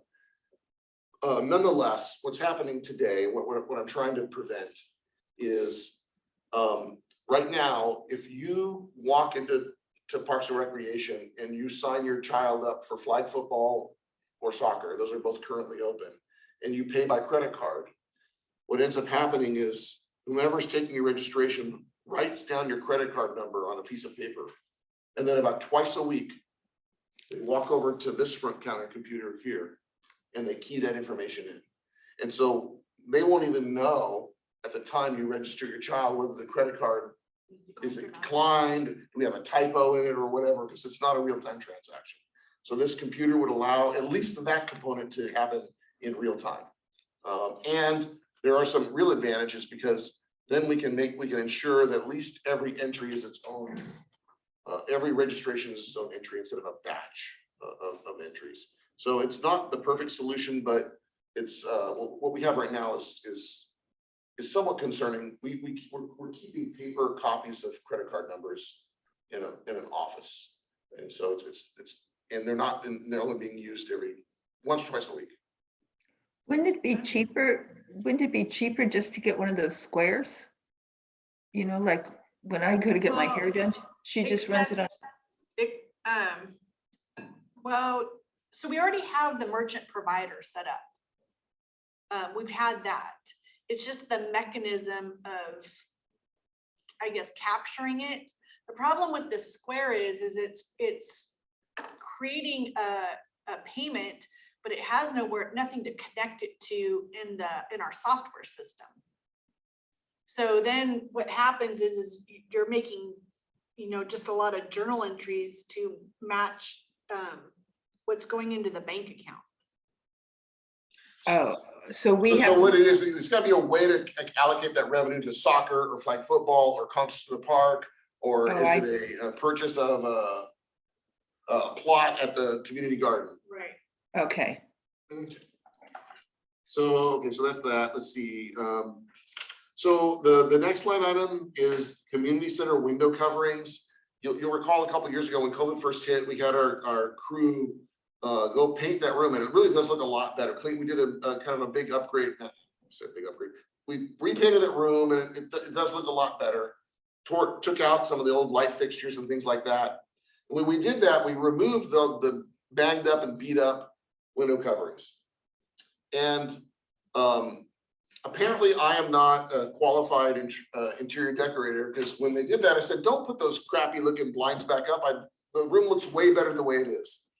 But when the women's club and other groups started using the community center, they said, oh, we don't like the cars driving by. We don't like the glare off the windows. Are you gonna put the blinds back up?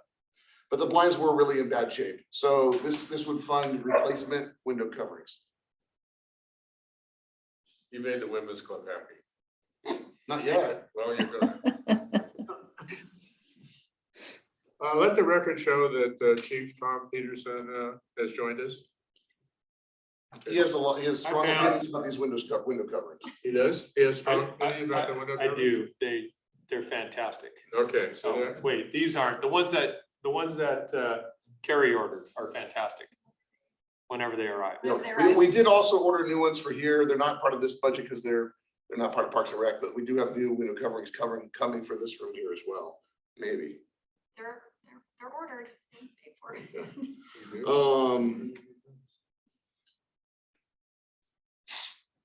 So there's a PA system.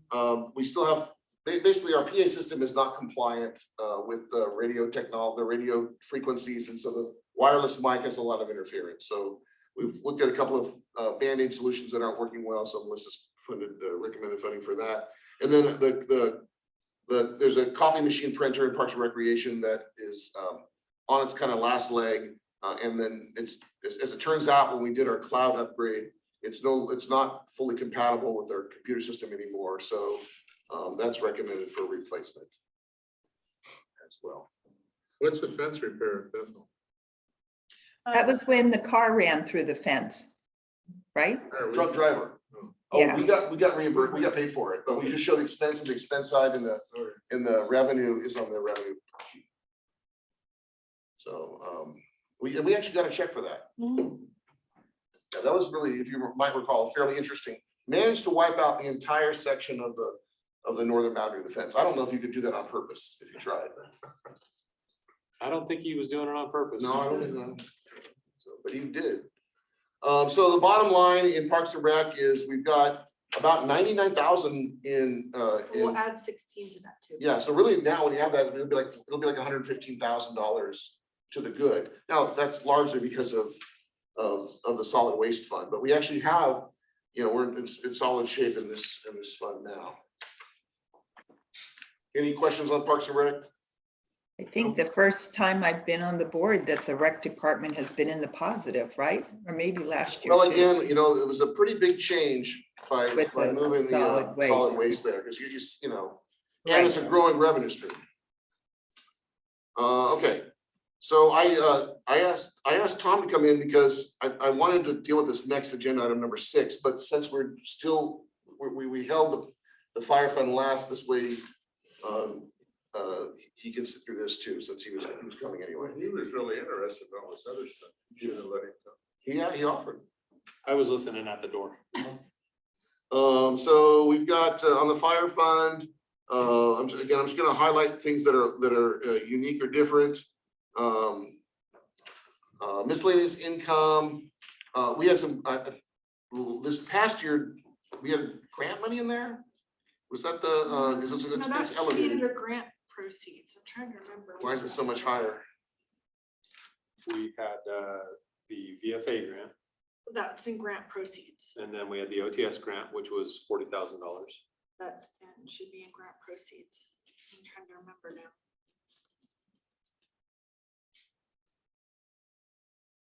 I'll have to look. I can't remember. And then we have a San Luis ambulance is pretty much just a standard, you know, about 10 grand we received. Property taxes, this property tax estimate is based on the county's estimate for both the current year and for next year. Measure A revenue, this is an area that you just, I only want to mention once, well, I want to mention more than once, but I'll mention once today, which is, as you recall, when Measure A was approved by the board and went on the ballot, it capped the CPI at 2%. So even though the CPI would have been something like considerably higher, like 5.5%, it's the bill we send out to taxpayers is only going to go by 2%. So that's why you arrive at that roughly $508,000. Weed abatement is essentially passed through. We will get what we bill for on weed abatement. So there's really no telling what that amount's going to end up being. And then there's a couple of revenues that are transfers, and we can talk about those when we get to the expense side, if that's okay. Let's see, on the expense side of things, we've essentially followed the same formula for overtime and reserve calculations. We did not, just to highlight to you, you'll see the reserve firefighter number being almost identical to this year, even though the other numbers, you know, because our fund, and again, let me just stop for a second. I passed out just in case you wanted to try to compare this. I emailed and included in the packet the 10-year financial model. So if you were trying to compare side by side, it was included with the packet that went out to you. We did not program a wage adjustment for reserve firefighters. The model did, we had included like $1 a year, $1 an hour increase each year during the course of the model to forecast the expenses for reserve firefighters. But Chief Peterson really felt like that was probably not a primary factor in firefighters deciding whether to pick up shifts or to come to work for us or not. So this 178 does not include that $1 an hour increase.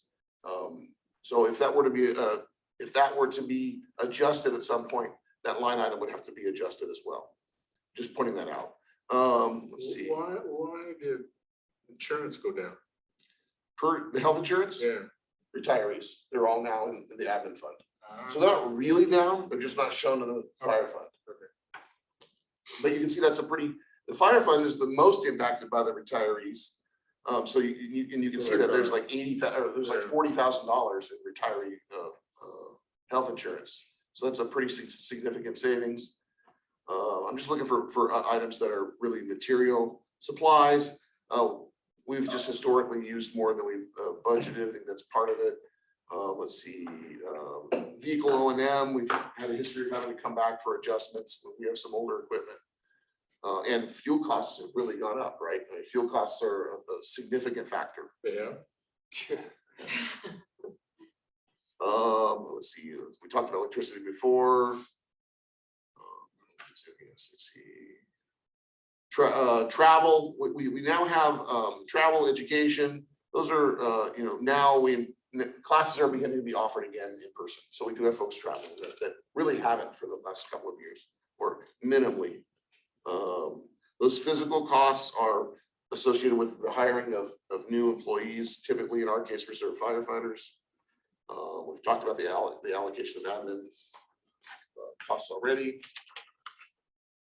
On the one-time expenses, and these show up as revenues on some of them do on the first page.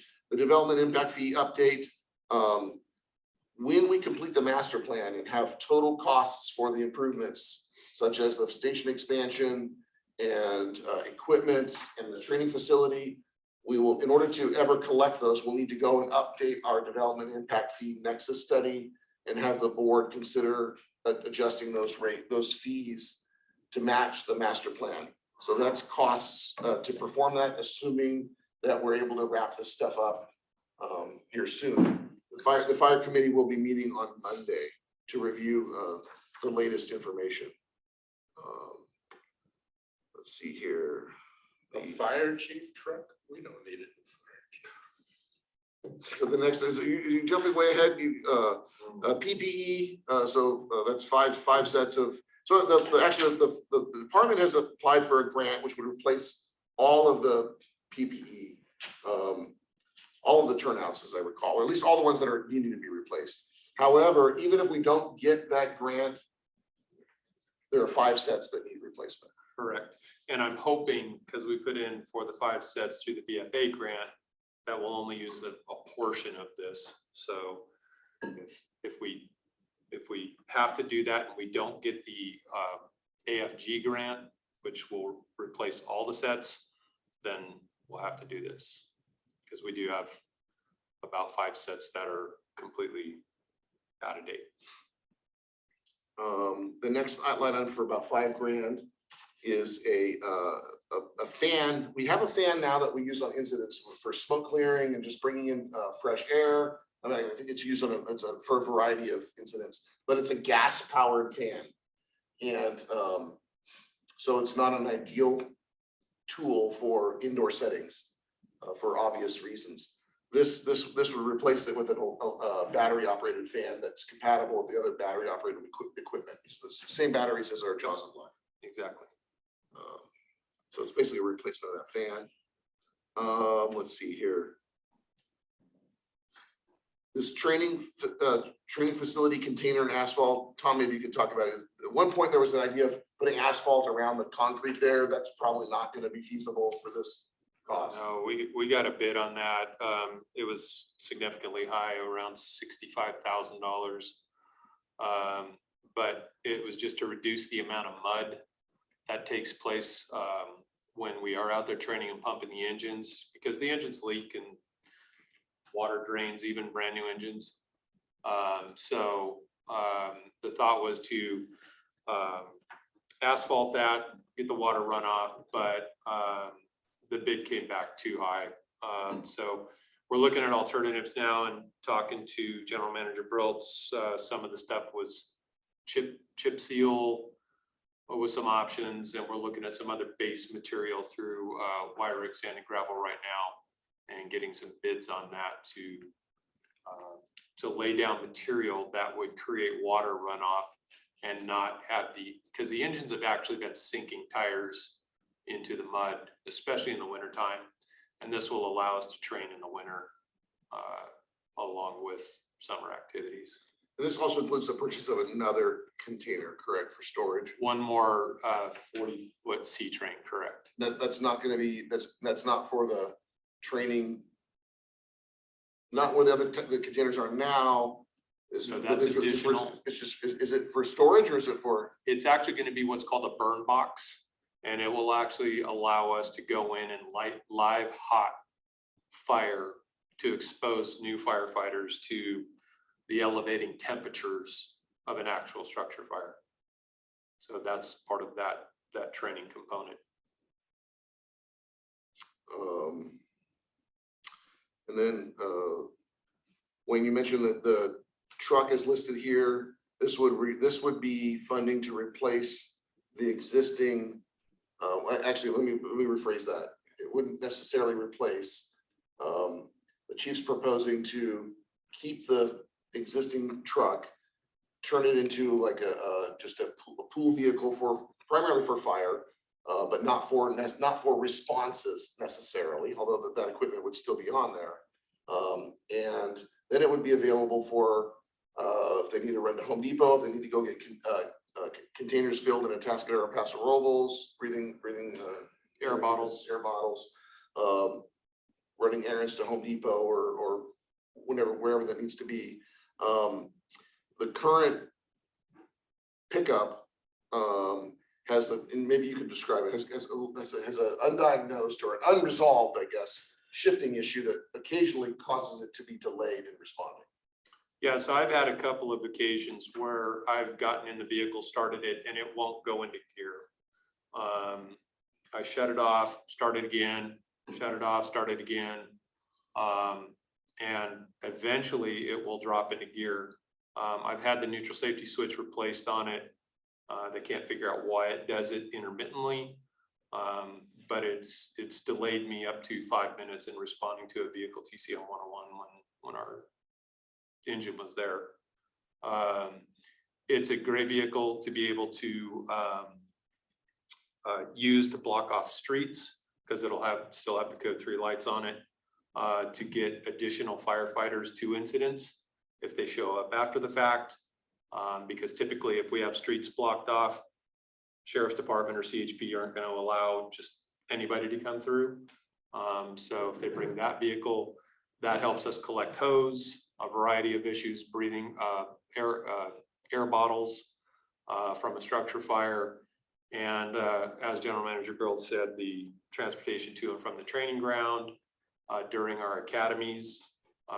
We've been using captains and engineers' private vehicles in the past, and that's just not a good practice because if we damage one of those, we have to pay for the damage. So, and we're gonna have to fund the depreciation on this vehicle every year too? Yeah, so this is proposed to be, right, that's correct. This would be depreciated and it will have an impact on. So we did get rid of the rescue as part of that, and that was $35,000. So we're using a portion of that To fund the purchase of this one? Well, that money got I mean, it's in deposited to the. yeah, it's in the account, same account. Aren't you using capital cash for that? Oh, capital, you're right. Yeah, Yeah, you're we're using capital. cash. Yes, I'm sorry. That's correct. The chief's recommending this be an additional asset on that is maintained, so that the fire department would maintain 2 Staff. response vehicles that are not engines, so to speak. So if that occurs, the short-term impact would be come out of the capital fund. Okay, that's, there's funding there. There are obviously there are impacts to that, but the operating fund impact is, yes, you now be depreciating this. It'll cost 10 grand a year in depreciation costs, so that eventually you'll have money saved up to replace it when the time comes. So that's its impact. Yeah, I'm good Okay. with that. Pam, Yes. are you good with that? Well, I was just thinking that 65,000, I mean, the one that we have now, if we're having starter problems, we can't fix that? We need 2 vehicles? It's not a starter, it's an intermittent dropping into gear. So it's a transmission problem. Sure. Undiagnosed, so they really don't know. Yeah, I don't know. I haven't experienced it myself, but maybe it's a gear shift kind of issue, or might even be electronics, a gremlin. You probably can think of this, that your keys all newer cars won't let you shift it into neutral unless the key is in there. So maybe it's not allowing it doesn't realize the truck's running. Well, are we having two vehicles that are identical then? That's my only question No, no. because, No, No, one would be essentially a command vehicle. And then the vehicle I'm currently driving would turn into a pool vehicle that anybody in the district could use, or a utility vehicle. And it would be used strictly for, you know, a truck, transportation of fire department gear, hose, that type of stuff. But it would still have lights and all that. Yep.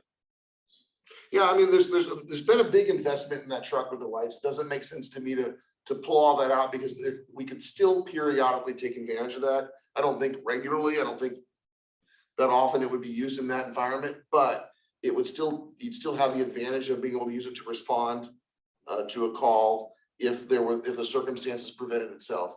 I mean, just as an example, the upfitting of a fleet vehicle to this code 3 equipment is somewhere in the neighborhood of 15 grand. So the lights, the siren, the radios, that kind of stuff is it's expensive. It's a big investment. So I wouldn't want to pull that out, even though it won't probably be regularly used. The other aspect is this vehicle can also be used when we send the Type 3 engine out on out-of-county assignments this year. That vehicle can be used for crew swaps and things of that nature, which typically when you're getting into these large campaign fires, you have to have a fire vehicle identifiable vehicle to get into certain areas to do these crew swaps. okay, so my guess, my basic question was, is it worth holding on to this vehicle and keeping it or selling it off? And it sounds like that General Manager Briltz and Chief Tom think that it's worth holding on to it versus selling it off. And so am I right in that assessment? Yes. Yes. Okay, I'm happy now. That's a first. Oh, Wayne. Okay, so that's it for the one-time expenses. Funded replacement continues 100%. Now at $77,000. That's because for the first time, the Type 3 is now on our books. Let's see here. Overall, though, now keep in mind the UAL assignment won't have an impact on this fund because it was paying its 100% of its UAL anyways, of its current year's UAL. Overall, the year-over-year expenditures generate about $103,000 more, or sorry, revenue versus expenditures on the ongoing side are about $100,000 more than more revenue than expenses. So to the good, I would say you want to compare that to the model. And for the 2022-2023 year, this was really the peak year in the model. So the first 3 years of implementing 24/7 coverage, we had increasing savings, and then the model showed decreasing savings going forward until we got into a negative deficit spending situation about 4 years from now. So the model showed about $51,000 in net revenue over expenses. This budget shows about $103,000 in net revenue over expenses. I will tell you that 40,000 of that, or the vast majority of that difference, is the retiree healthcare that we've moved to the administration fund if the budget goes forward. So it's not, the revenue haven't grown, right? That we've moved that expense to the administration fund. But and that's about $40,000 from last year to this year. Nonetheless, last year, when you had a similar, you had about 90 grand in savings. It was what was programmed. I think it was 92. 92. So this year it's about 103. But again, keep in mind that a big one time of that was that $40,000 retiree healthcare. Last year, the board, through the budget process, took that $92,000 and set it into a new account that we labeled, that the committee asked for, that we labeled future operating. Yeah, it was 92,137. So you could do something similar with this, although I think there's been a lot more interest as we've learned about some of our challenges, particularly with asset replacement. You know, every asset that we own, there should be a plan to replace it, otherwise we shouldn't own it. And that is really the area where we have the biggest challenges in that area for this fund. So I know there's some interest amongst some board members, and really this is, I think, for the committee to make a recommendation to the board. Do you want to assign some of this $103,000 to this future operating to deal with the expected deficits in the out years? Do you want to assign a chunk of it to the asset replacement account? Asset replacement is a real, if you had $1 million in asset replacement, you'd have a lot more flexibility about replacing the engine. You could move, right now, we have expected asset replacement balance when we start July 1 of about $252,000. Jeff, you're not gonna wanna do the 103, you're gonna wanna do the 70, right? Yeah, I'm sorry, you're right. We have, because we do have this one-time expenses affected. So this roughly 70 grand. Good point. Yeah. So that's $70,000. Once you factor in the one-time expense, the $70,000. Yeah, that's the 103 less the $15,000 for the impact fee study and about and this PPE and such, and fan. So you're looking for a recommendation to do what now? Yeah, so last year the committee wanted to take the savings that were accumulating and place it into that future, what we called fire future operations. So that you had money set aside to deal with the expected deficits coming in operations. What's the difference between that and the asset replacement? Well, they're both just paper accounts on the district's books, right? You have total. Understand. Right, so you have total control of where those, the board has total control where those are even going forward. The asset replacement, if you decided that you recognize that there were future operating challenges and you wanted to put some money in there, that process began last year and you could make that assignment. This model anticipated about $50,000 would be set aside for future operations. You could take what the model showed or some other arbitrary amount, put it in there. And the remainder of it, you could put, or the board could assign to asset replacement. And again, it's not as though the asset replacement is locked away in some trust that you can't touch. You can move it back. But that is the account that we're having the biggest fiscal challenges It's a with. And you might savings. feel, actually, it might be a little moral victory of supercharging that account a little bit. It's just like a savings tool. For the engine replacement. For any of the assets. Any asset, but yeah, You know, you have this engine issue that you're facing I currently. mean, Well, we have the engine asset replacement that we're facing, plus the building expansion too. yeah. So it's, I mean, potentially two. So what are you actually recommending? Well, I think that the money, I know that there's some interest on some board members' part to take, if there were some savings in this fund, to put it in asset replacement. If the committee feels like you can take the 70 grand, maybe you split it, maybe half goes into the future operating. You know, you've got this thing, this issue looming, and then you can say, hey, we put in $35,000 more than our strategic financial plan calls for in asset replacement because we know we've got this looming problem. And it's not as though, you know, really the issue is we just had this period of time when there wasn't funds being And placed there. it would be on top of what we're already putting in there, 77,000. Yeah, you could put in another, you could split it. I'm a little I get- confused. Go ahead, Pam. I'm a little confused on, and maybe you just explained this and it didn't sink in, the future operating fund. How is that? I mean, I understand what the asset replacement fund is, but exactly what is this future operating fund? And why is, like, Well, why are we so- putting money in there? So that was really, Let me, I don't get it either. okay. Let me- Because it seems to me that wherever you put it, you got access to it one way or another. It's a paper issue, so I'm not sure why a board member wants. Well, I don't get it. so last year, we had a projected revenue over expenses of about $92,000. And the committee actually recognized that and requested that, hey, if we're creating this, Which committee? This committee, yeah, you two. Sam and I did You that? did. Okay. And, You did it, And you said, hey, wait a Good job, second, Wayne. if we're saving this money, we should call it out because we don't want it to be inadvertently spent. We know that we have expected deficits. Now, maybe they won't materialize, but right now they're expected.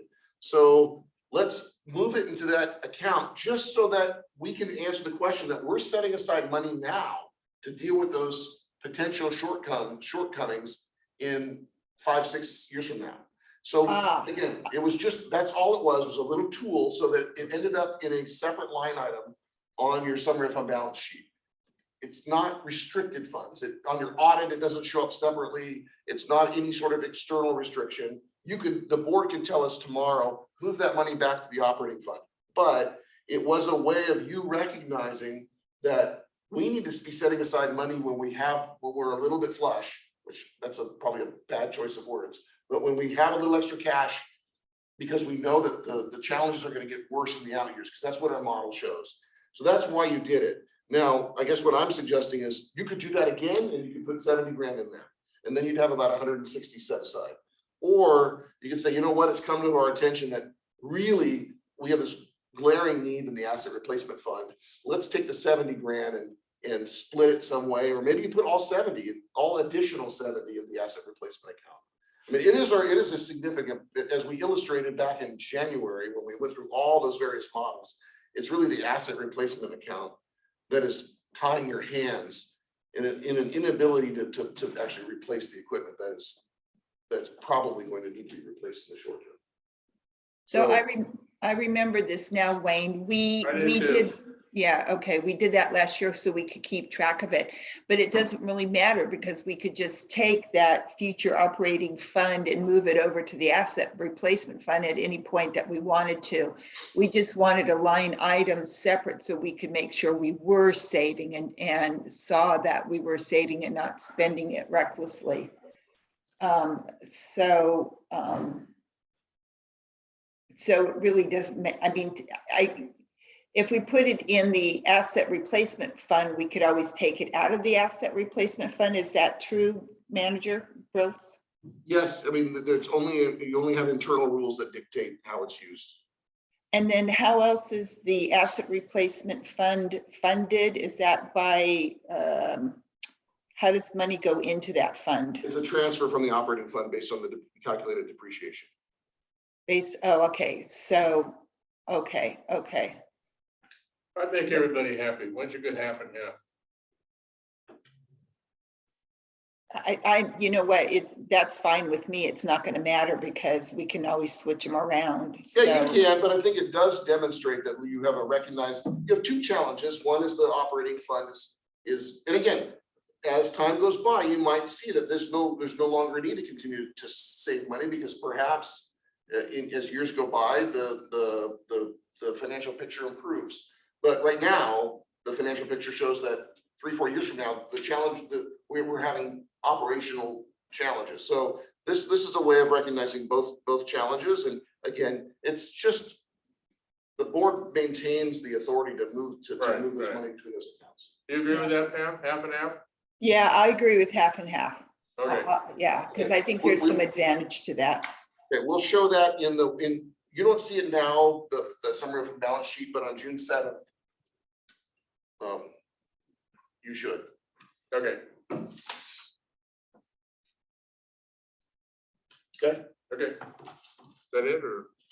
That's it for the line item budgets, unless you have more questions. We can take what you've discussed and I'm sorry, one more thing. Unless there's more questions on the line item budgets, I wanted to kind of get your sense of how long should we, keep in mind that you'll have more material to look through. How long do you think the board should plan on taking to do the review of the budget during the workshop? We had planned on holding an early meeting, like a special meeting, the afternoon of June 7th, and going through this in its entirety. Now, keep in mind, you'll have several more components to the budget by then than you had today. I think 2 hours would be fine. I mean, we haven't spent 2 hours on it today. So 2 hours is enough. have you already scheduled? We just three? asked everyone to hold 4 o'clock on, so that would be that would really give you 3 hours. We're gonna provide dinner, so maybe you'd have 2.5, something like 2.5. I would go for 4 then. Okay, Pam, what do you think? That's fine with me. If we end early, then we get a bit of a break. I Right. generally think that they look to the finance committee, and whatever we say, they tend to agree. So it should go a little bit shorter to them today. So, but 4 o'clock's fine. Folks? okay, we'll keep it at 4.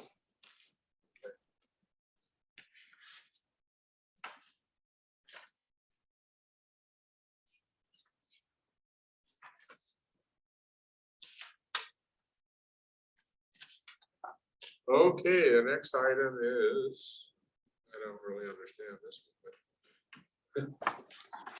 but possible change for pay dates for district employees. Okay, so this is the reason I asked Chief Peterson to sit through to come to this portion is there is a, and so this will be a long explanation to a unique problem.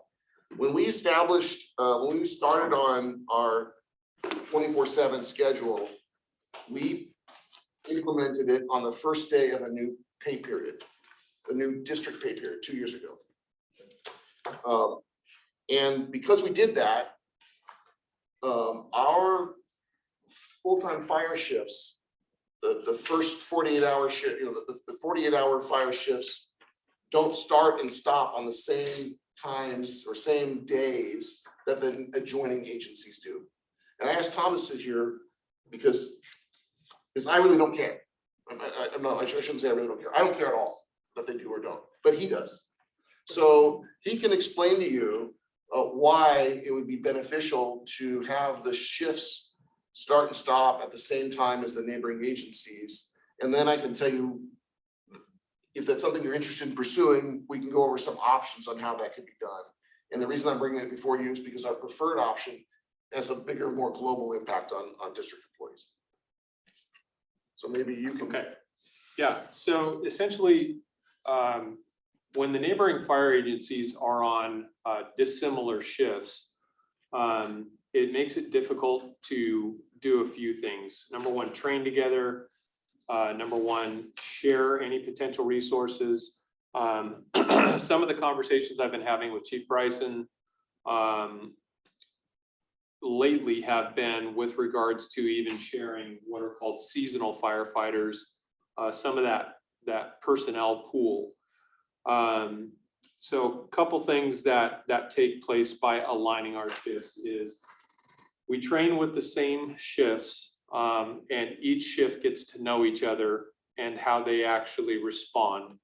That is a firefighter safety issue, that once you know how somebody responds, you know who you're dealing with, and you know how they apply their firefighting tactics. It just makes for a better and safer fire ground environment. Secondly is when we're sharing or borrowing resources. We do have 3 personnel that are on other departments that still not volunteer, but are reserves with us. Those personnel are on differing shifts, and when they don't align, it makes it a little more difficult for them to share days with us. So for example, B shift, we have a captain and an engineer on that shift. A lot of times A and C shift, A shift is Captain Wall, C shift is Captain Goldblum. They wind up needing driver operators sometimes. And what we do is we will ask either Brandon Roberts or Zach Jackson from Tascadero or Kyle Root from Camp Roberts to fill in some of those shifts in advance. It makes it more difficult when we don't align shifts with them to be able to schedule out. So we are split the middle of their shifts as it stands right now. And that makes it difficult for planning for us. Again, it also makes it difficult on the on the aligning of training and sharing of personnel. If we look at sharing what are called seasonal firefighters with the city of Atascadero, if we, again, get to a point where we share resources or pool our resources with them during the summertime, it would be more advantageous for us to align shifts with them, because if they assign some of their seasonal firefighters to A shift there, we can use them on B shift here or C shift, whichever. But if we're off by a day, it makes it more difficult to schedule. I realize I'm not the sharpest knife in the drawer, but I don't understand, what's that got to do with pay? So You I'll can get change you your that. shifts any way you want, right? No, No, Okay, I'm weighing ditto. I can't, because it seems like the problem is a shift problem, not a pay problem. yeah. So- so let me tell you why it ended up being, why the pay ends up being the issue, because so you're right. We pay firefighters on a 28-day, we pay firefighters every other week, but overtime is calculated on a 28-day work cycle. And this is an industry standard. Our 28 days happen to be 7 days off from I'll use Atascadero as an example, happen to be 7 days off from Atascadero. And so if you wanted to make this shift change, we had this request.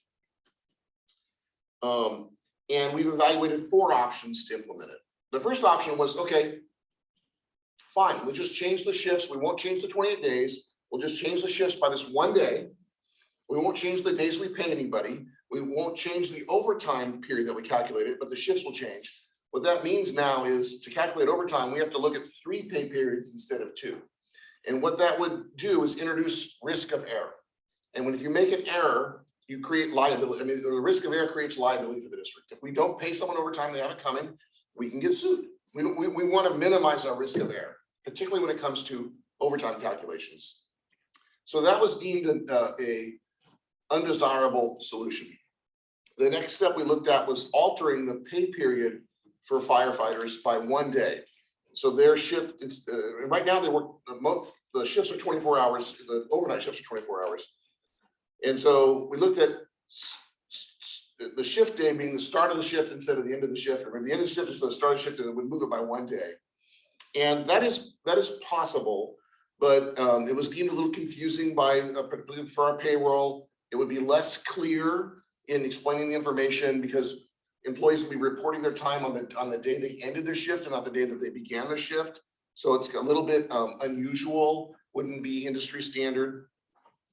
So that was deemed undesirable.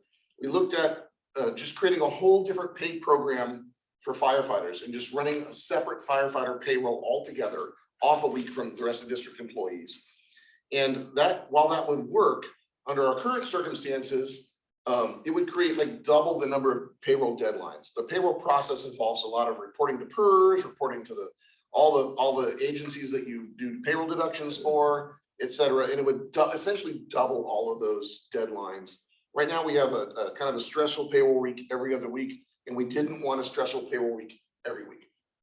So which leads us to the 4th and most acceptable alternative, at least administratively, and that would be that in August, we would shuffle these shifts at the fire department.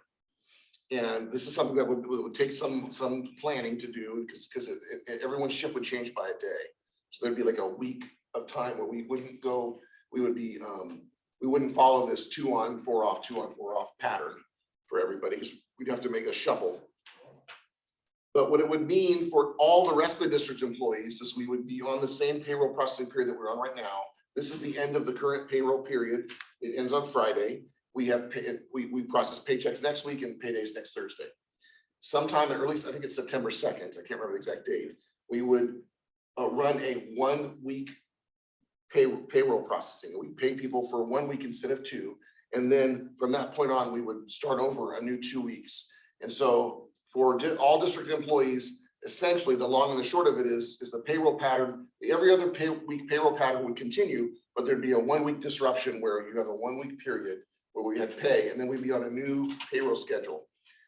what that, the bottom line is, that moves payroll by 7 days, moves payroll by 7 days. So it moves a 28-day work week by 28-day work period for firefighters by 7 days. The net result is that allows you to move that 1 day shift, because 7 is an odd number. So it gets you 1 day off. And so now our shifts can start the same days of the week as the task air pass rules for firefighters.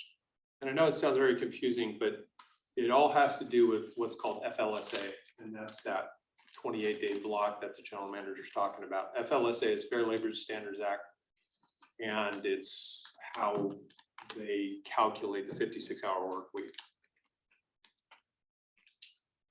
So it's I'm not with gonna, Jeff, I could care less, I guess, but I will go in favor of the chief's recommendation.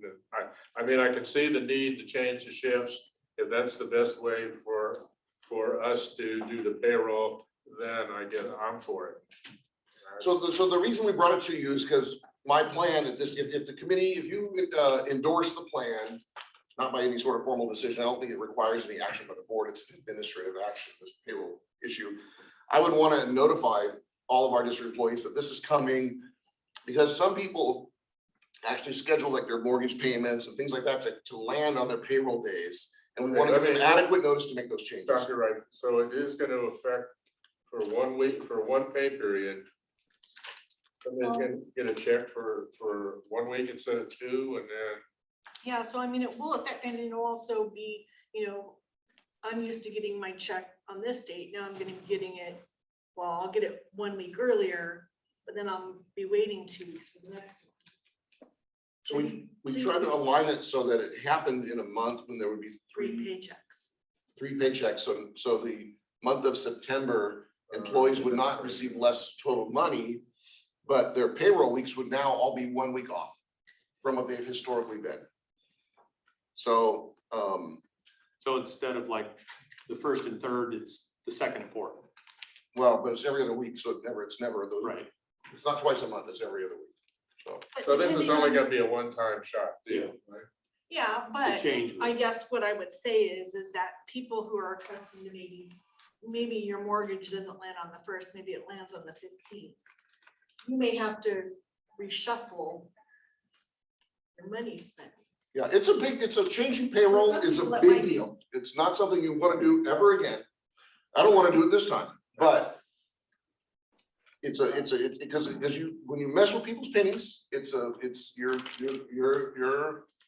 grant their ox on their gourd or whatever, but if we have enough time and we can describe the circumstances with enough planning, the employees should be able to sort that out and of course raise any, if there's something we've missed and they raise it to our attention, we would press pause and come back, because I can't afford to lose somebody over this thing.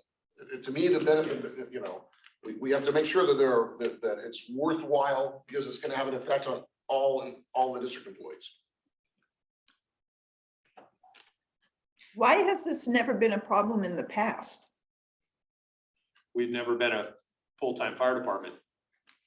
Oh, Yeah, you should know that.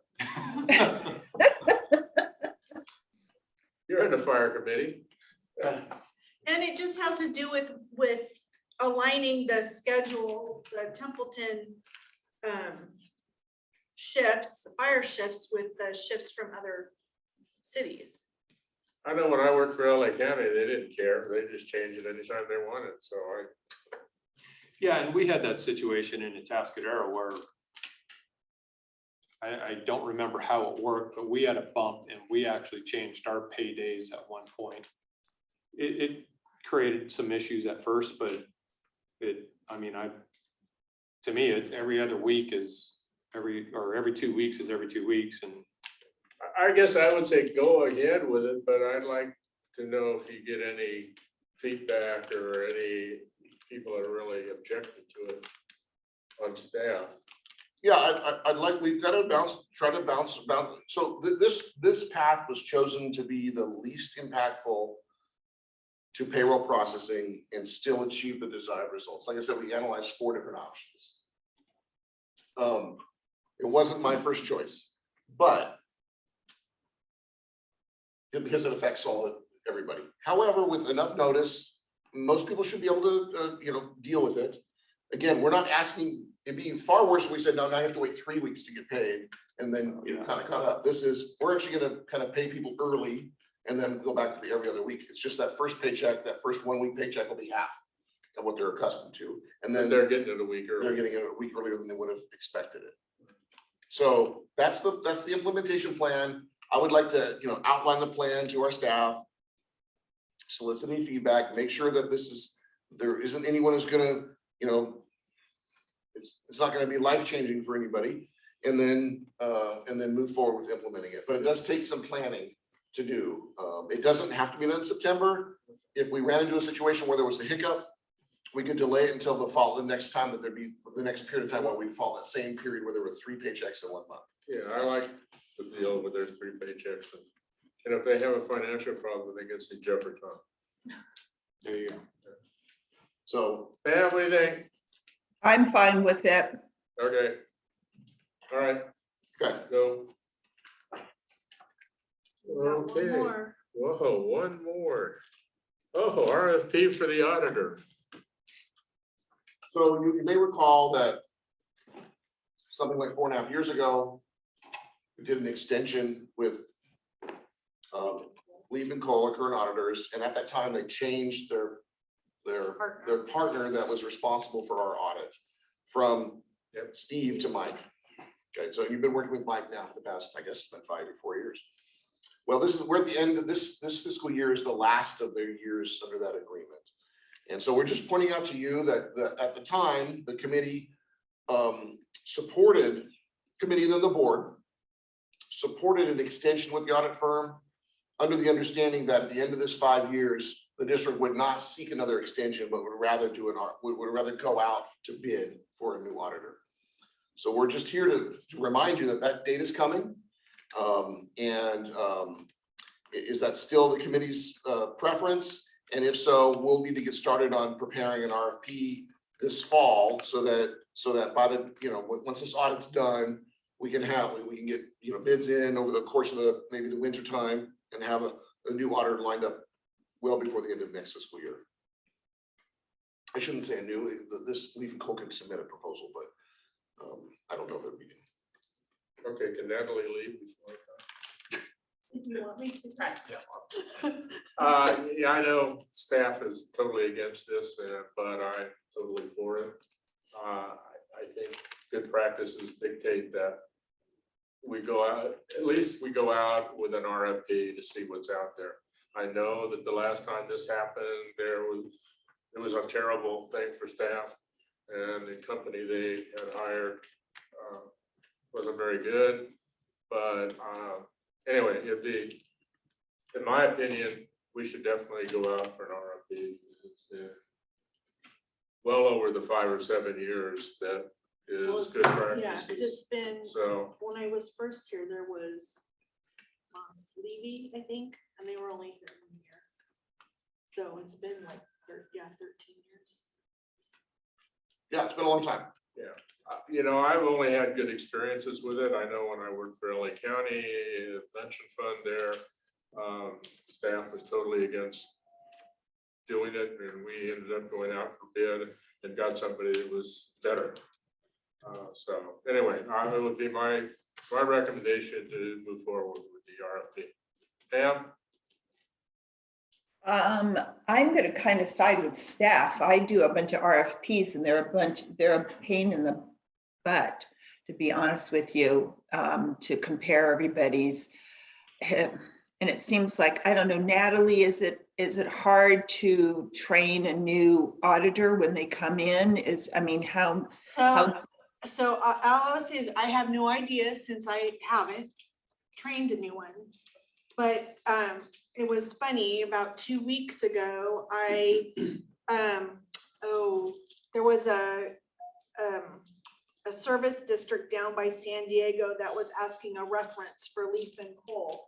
And she was telling me that they change every 5 years, and she said it was not pleasant. I could answer that because I've done it a million times, and it's terrible. Yeah. I mean, you know, especially if you get a large, which we dealt with in LA County at the time, one of the top 7 or 6, and they bring in their brand new people and use you as a training ground and it takes all your time. And that's not the point. The point is how familiar you get with your auditor and what they may or may not overlook.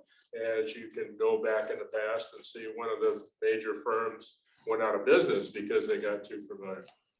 It's a best practice that any audit, and I think the, what's the state AC? What do you call them? Anyway, the one that does all the rules and regulations for governmental accounting actually recommends. So, and because you go out with an RFP doesn't mean you're gonna hire a new one. But I think we need to do it. So anyway. Well, can I ask a question? When I send out RFPs for like architectural design, the problem I get is that some of them will come back with 3D, you know, programs budgeted in there when I haven't asked for them. Is accounting a pretty standard RFP request? I just hate when I get a response to an RFP and it's comparing apples to oranges to watermelons versus, you know, apples to apples. It would be my guess that when you go out for an RFP for a small governmental agency, that you're pretty much gonna get a standard. Yeah, I don't think that, I mean, while I don't look forward to developing the RFP, we're gonna be able to find some examples and make it work. That's work, it's not gonna be that challenging. We'll use the committee to help vet the process. But the hardship's gonna be not in the hiring of the new accounting firm, it's the first couple of years that they're here. They don't know what questions to ask, and so it's pretty painful to break in a new auditor. I mean, those experiences don't always go well. So, because, you know, you're gonna get somebody here, whoever's here. Right now, we have 2 people that come, and then there's a bunch of interface that takes place before and after with those same couple of people. But you'll end up with 2 or 3 people here. They won't know any of us. They won't know what questions to ask. You know, we are unique because of the services that we provide as a very small special district with a variety of things that we do. So yeah, breaking in a new audit team or a new auditor will be somewhat painful. And so yeah, it will not be a pleasant time for Natalie at all. There's just no good way to look at it, but it will be. The advantage to the public is you're getting more objective review. That's the goal, is to get more objective review, because they don't know anything from the past. They're coming in cold. They're not making assumptions about how things have been done before, etc. So yeah, it'll be, even if it goes well, it won't be pleasant. Well, I'll defer to Wayne, and so and we'll just have to buy Natalie a lot of wine when it happens. She's not a drinker. I'm not a wine drinker, sorry. Beer. Oh. No, I don't drink beer either. What do you learn? I don't know. I'll think of something. Well, you will be drinking by the time you train a new auditor. Maybe. You know, and again, it's Maybe I'll. actually, my feeling is we go out with the RFP, most likely we're gonna end up with the same guy. So Well, they might not even have another partner. Yeah. And Yeah, they may not be able to. They might not They be have able to, in order to meet GASB standards, they have to rotate their managing partners. Gatsby, that's what they're the ones that recommend this. Yeah, But so they can recommend the same guy, can't they? Change him? they can, if they have somebody else qualified to be Right. the. that's No. how we went from Steve to Mike. Right, I know that. Right. I was here. Right, We yeah. don't know if they have I don't know if they another, have another partner. Can't that they go could- back to him? He's retired. Oh, they only got one partner now? No, they have more they have more partners, but from my understanding, like Jeff was saying, you know, we are pretty unique. We are one of their more difficult, well, I don't want to say difficult, but because we have so many funds, we're more, I guess, complicated Okay. than most of their clients. other clients. You know, I mean, our books look a lot more like a city's books than a special district's books, because we manage Okay, multiple right. enterprise accounts and governmental funds. So it's a little bit more involved than, if we were just a water district, for example, you'd only have enterprise accounts. It'd be a much more straightforward, it'd be half the financial statements.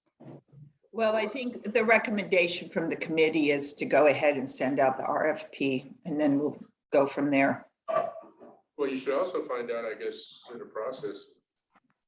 Leaf and coal. Yeah, We're We're gonna ask around who's got an auditor that's qualified, and can we make sure we send them to the right people, that kind of thing, because you know, it doesn't have to, I mean, at the end of the day, 2 or 3 years into it, we might be just totally happy and fine, and you have, you know, you're getting the benefits of that new objective review, and you know, and it's only been a little bit painful for a year or two. You know, that would be probably the best case, the best outcome.